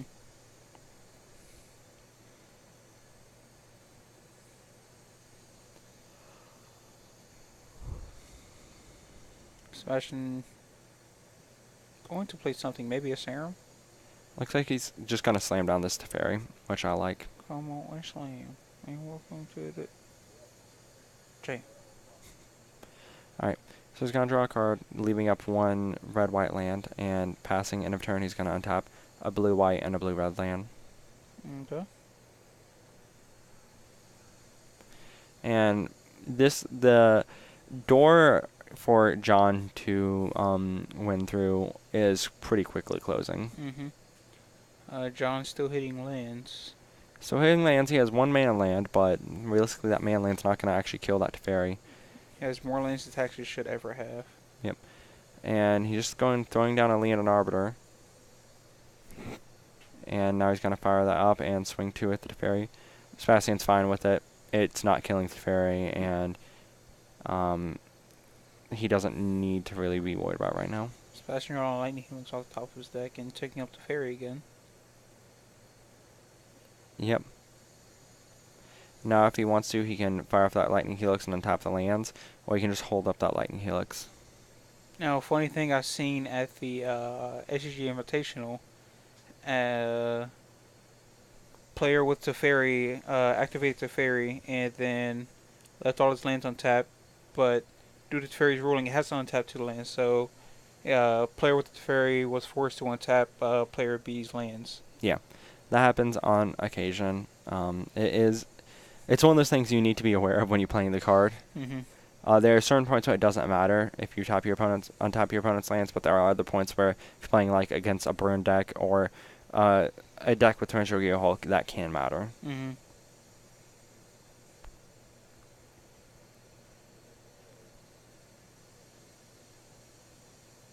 I almost like trying to go face in a situation. I don't. I think I think you need to pressure the Teferi. You can't win through that Teferi. Oh, sorry, yeah, I thought those Aether Rolls were creatures. Yeah, you hit Teferi.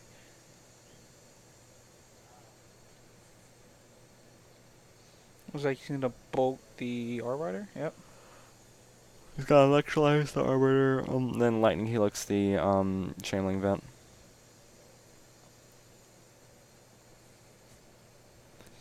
John quickly realizing that he's most likely not gonna win this matchup. Yeah. Like, he's probably going to stay around for a little bit longer, but yeah, this Teferi's going to start wrapping this game up. I mean, it's already started wrapping this game up. I think that you should just fire off this Lightning Helix. I think it's a safe play. Or not. John's at 26 life, but it's not really going to matter in this situation. Yep. Sebastian choosing to activate the Search for his Kanta. Seeing a Cryptic. Sees a Cryptic, and Is that 2 Cryptics, are you saying? two Cryptics, a Snapcaster, and a land.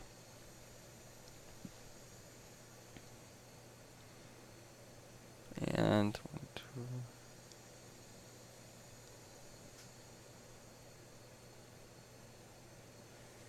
If he had wanted to, he could have attacked with his Celestial Colonnade and still held up the Cryptic Command. But it looks like he decided he's just going to cast his Serum Visions. And that's fine. Mm.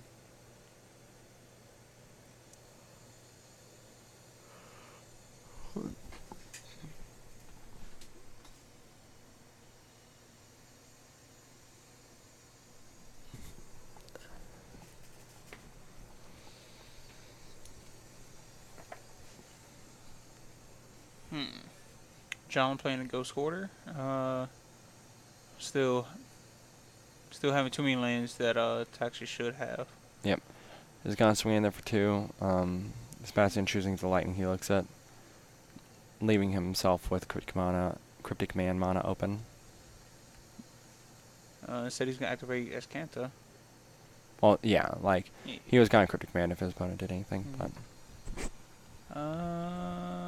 Seeing a path. Alright, sees a path. Does need to... Well, actually, he doesn't even really need to start worrying about ending this game. He is pretty comfortably winning this game right now. He can take his time. He can set up the most ideal win line and wait till he's able to either burn his opponent out, or even if he wants to, he can go for the really long line of using the Teferi ultimate. Mm-hmm. John puts in a Thalia Electric Cathara. I don't think Sebastian really much cares about that.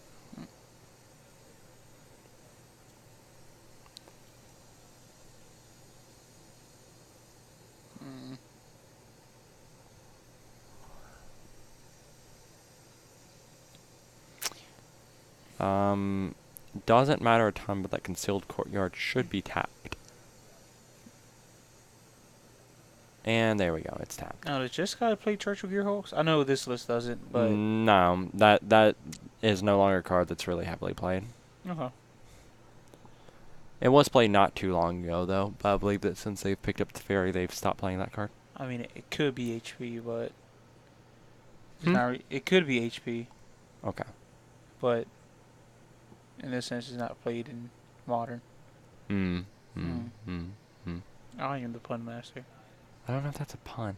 I feel like Uh, that's like one of those things that like people have to know very specifically what you're talking about. HP? You know what HP means. Everyone knows what HP means.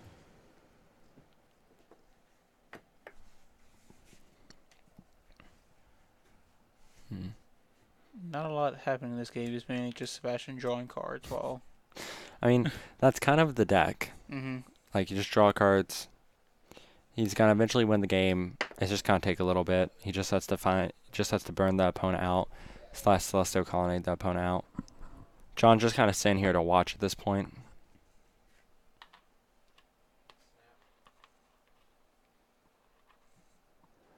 And Speaking of Snap, did you have a little encounter with some people oh yeah, cosplaying? so when I went to the team RPTQ this last weekend, ran into a group dressed as Snap, Crackle, and Pop, the cereal mascots.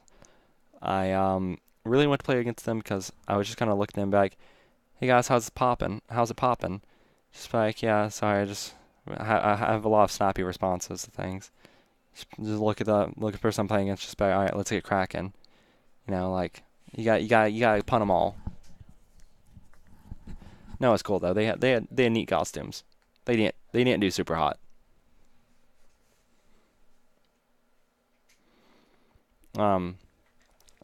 Back to the game though. Looks like Path to Exile has been fired off on a Celestial Colonnade as well as on a Snapcaster, though the Path to Exile on the Celestial Colonnade is going to get countered. Sebastian's response: No, not today. Sebastian's like, I want to protect my threat. I want to end this game, and I think that's fair at this point.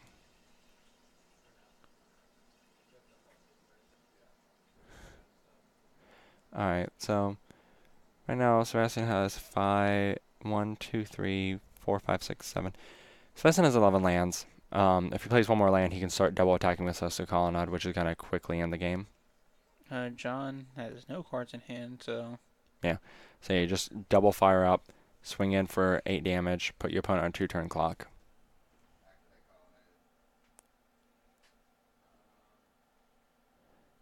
Like, given that your opponent's tapped out and they have 2 Aether Vials, you're not countering anything.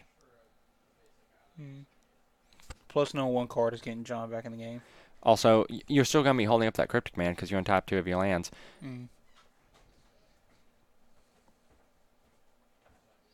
What a fun, interactive game of Magic. I mean, it's been an interactive game. Yeah.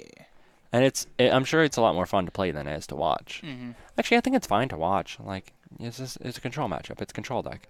Control decks are kind of controlling. Depends what it's fun for. It's probably fun for Sebastian. Probably not fun for John. I mean, Sebastian's probably having a blast. Alright. John has seen enough, scoops it up, and now we're going to go to game 2. Hopefully it gets better for John on Sideward.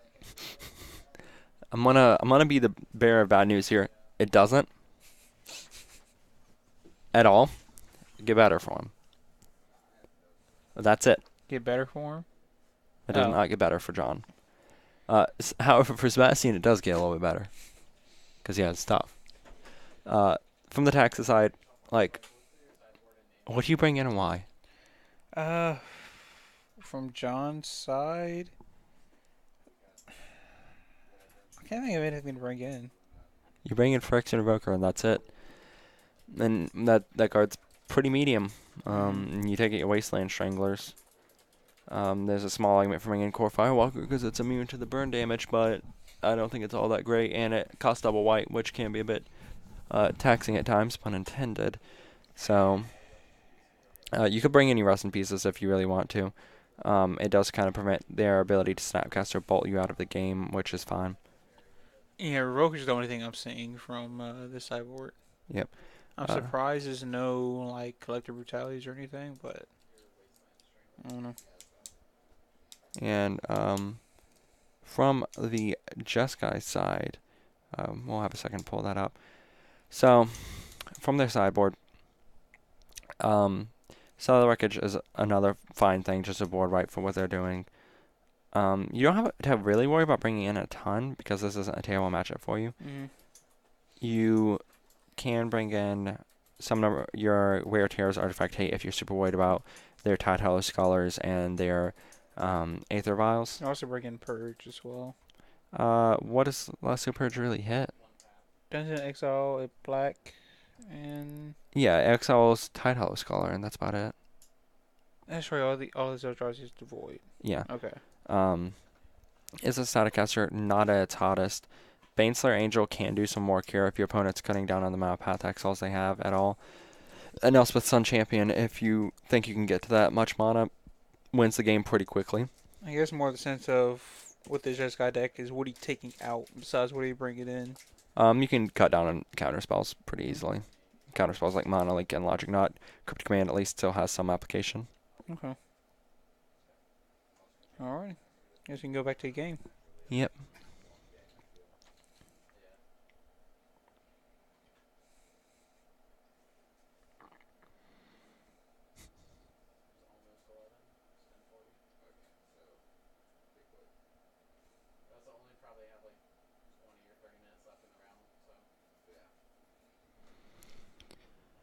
Alright, so they're shuffling up, and Sebastian here hoping to actually finish a match.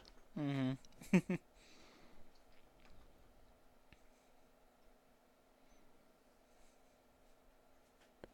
And John will be on the play here, but he's gonna need a really good hand to kind of punish Sebastian.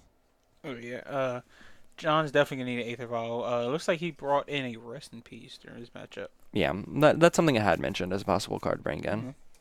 Though it looks like his hand is kind of missing what he really needs in this matchup. Looks like he has like no threats. He has no threats. He has Path Exile. He has a 3-drop Thalia, and he has a Rest in Peace. Hands are really slow, and I don't think that you really want. I think he could have been better suited to mulligan a little bit more aggressively. Also, I don't know why you wouldn't just play that Rest in Peace there. Mm. John has an Aether Vial. Now he has Big Thalia. Yep, and it's just gonna meet a Lightning Helix here. Mm-hmm.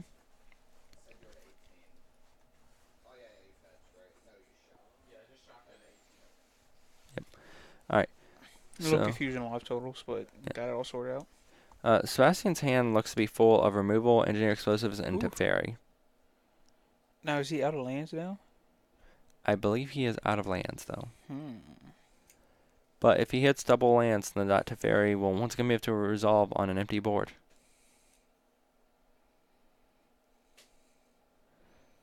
It looks like we're going to see a Leonin Arbiter. I would not be surprised to see that just die immediately. But now we have Ghost Quarter, which changes things a little bit. John should definitely hold that.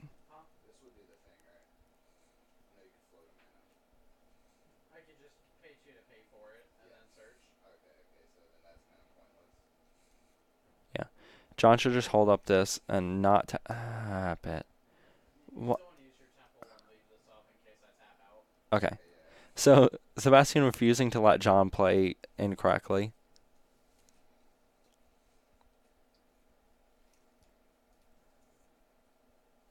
Wardog9920. Thank you for getting there. I always appreciate having new followers to the stream. Sorry, it's a little quiet or a little slow at the moment. I'm starting to suspect that I may have gotten some type of sick thing at the con because, boy, my throat feels awful and head's not feeling great either. It's fine, though. What'd you do at the con? I was around a bunch of Magic players.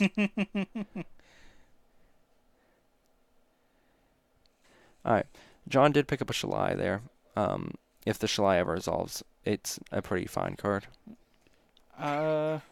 Except for it dies that Path Exile. Yeah, it dies to. I think Sebastian has 3 Path Exiles in hand, so. Yeah, it might be going on a path. Down the Path Exile. We still ask the question why John did not play the Rest in Peace turn 2. Oh, is that the card that he's still holding in his hand? He is still holding. Oh my Rest in god. Peace. Like, why did he not play a turn? I'm so curious. What are your Maybe- thoughts? Maybe it's just trying to get Sebastian.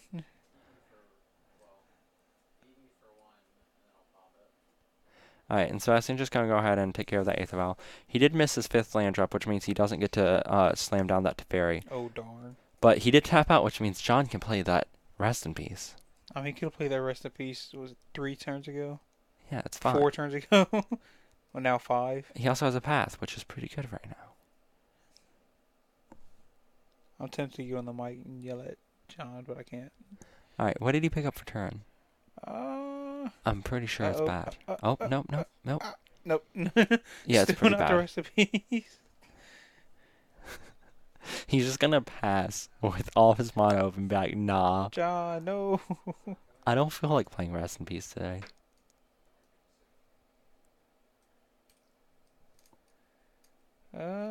Rip John. Like, he didn't attack with his man land. He didn't play the Rest in Peace. And now Sebastian has cryptic command. What are you doing? Though, Sebastian is kind of breaking out on lands. Not to pick on John, but watch him play rest in peace now.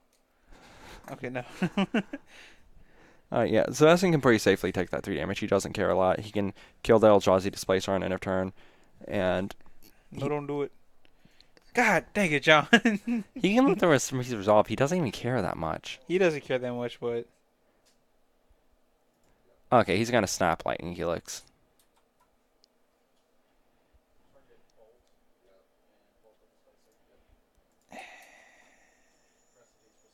Okay, so he's casting the Lightning Bolts that way he can hold up the Path Exile in case John plays like a Thought Knot Seer. I think that's fine. I think Sebastian's play is fine. John committed Green Rules infraction by searching his library because he thought it got passed. This stream it's falling apart a little bit at the end here, guys. Just stick with it. I'm dying a little on the side. I'm pretty sure we're going to see Sebastian start cleaning up this game soon. Or not, because he drew another non-land.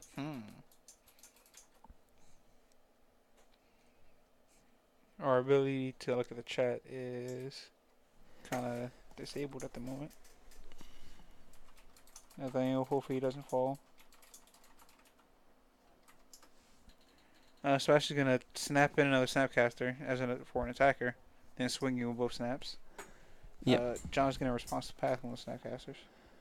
I think that's totally fine. And I believe that our Twitch chat is being handled by our man behind the computer right now. Sorry about that, chat. We usually have something to directly view it, but unfortunately I'm unable to see it directly.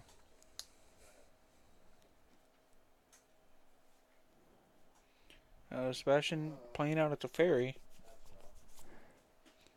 Playing out Teferi is pretty good. I don't think John's in a great spot here. Johnny is having way too many lands than he should have. He also has yet to activate that man land, if I'm correct.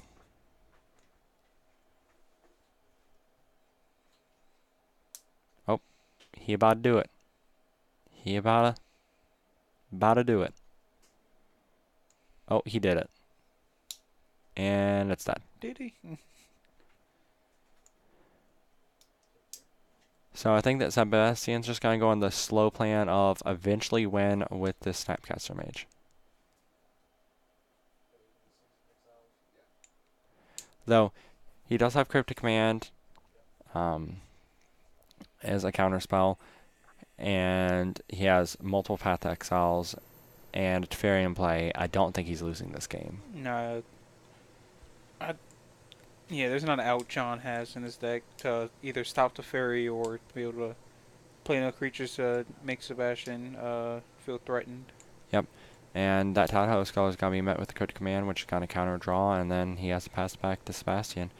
Sebastian can now uptick this Teferi, draw a card, swing it for 2, and pass the turn again. Especially if he needs to swing at this point, he can just ult the ferry next turn and just win. He can, but Well, not win, but he's actually gonna win quicker by doing this. And he's gonna activate Celestial Colonnade, which is gonna force a pop of a Ghost Quarter from John's side.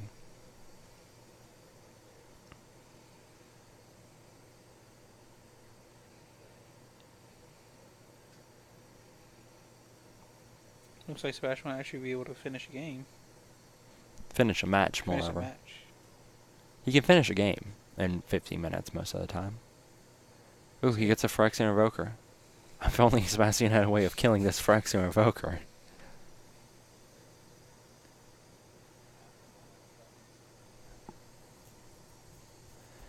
Yeah, so when I was saying that, like, this matchup feels fine, this is why it feels fine. Like, Sebastian even got stuck on lands, but it didn't matter. He just had answers for everything because your deck is all answers. Even more so when you're playing Jeskai, you have all these burn spells that deal 3 damage, and all your opponent's creatures have 3 or less toughness. And he's going to force another Ghost Quarter.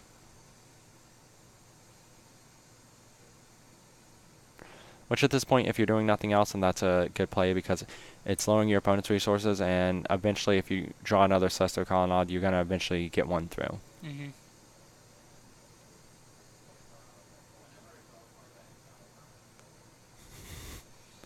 And Sebastian's playing Teferi's Ultimate to John. Yep. Teferi's Ultimate is messed up. It's not as good here as it is in Standard, but it's still incredibly messed up. And John just scoops up. He sees the writing on the wall, knows he can't beat the Teferi Ultimate, and scoops it up. So that was our final match of the night. It was great having you all here. It was great looking at all these modern decks being played tonight. We got to see the Eldrazi deck lose to Grixis Death Shadow and lose to Red-White Aggro. Then we got to see Red-White Aggro beat Grixis Shadow. Get to see Hollowed One run. Did Hollowed One beat Taxes or no? I think so. Alright, we got to see Hollowed One beat Taxes. Jeskai Control lose to Hollowed One. It was a draw. Oh, draw to Hollowed One. That's right. It was actually going to win. My bad. And then Jeskai Control beat Taxes. So, Red-White Aggro was a winner tonight, and Jeskai Control was doing pretty solid. I think if he would play a little bit quicker in his first match, he would have been 2-0 as well. So, I think that next week we're not exactly sure what we're going to be doing. The go-to plan is always Modern, as it's the most popular format. But we do reserve the right to just kind of swap up every once in a while. No one wants to watch the same thing all the time. Would appreciate those who came in tonight. Just coming in again next week, giving us another little watch, and hopefully we can continue to bring you some type of enjoyable content. Yep. Thank you for the follows. Remember to spay new to your pets, and have a good night. Thank you for getting there.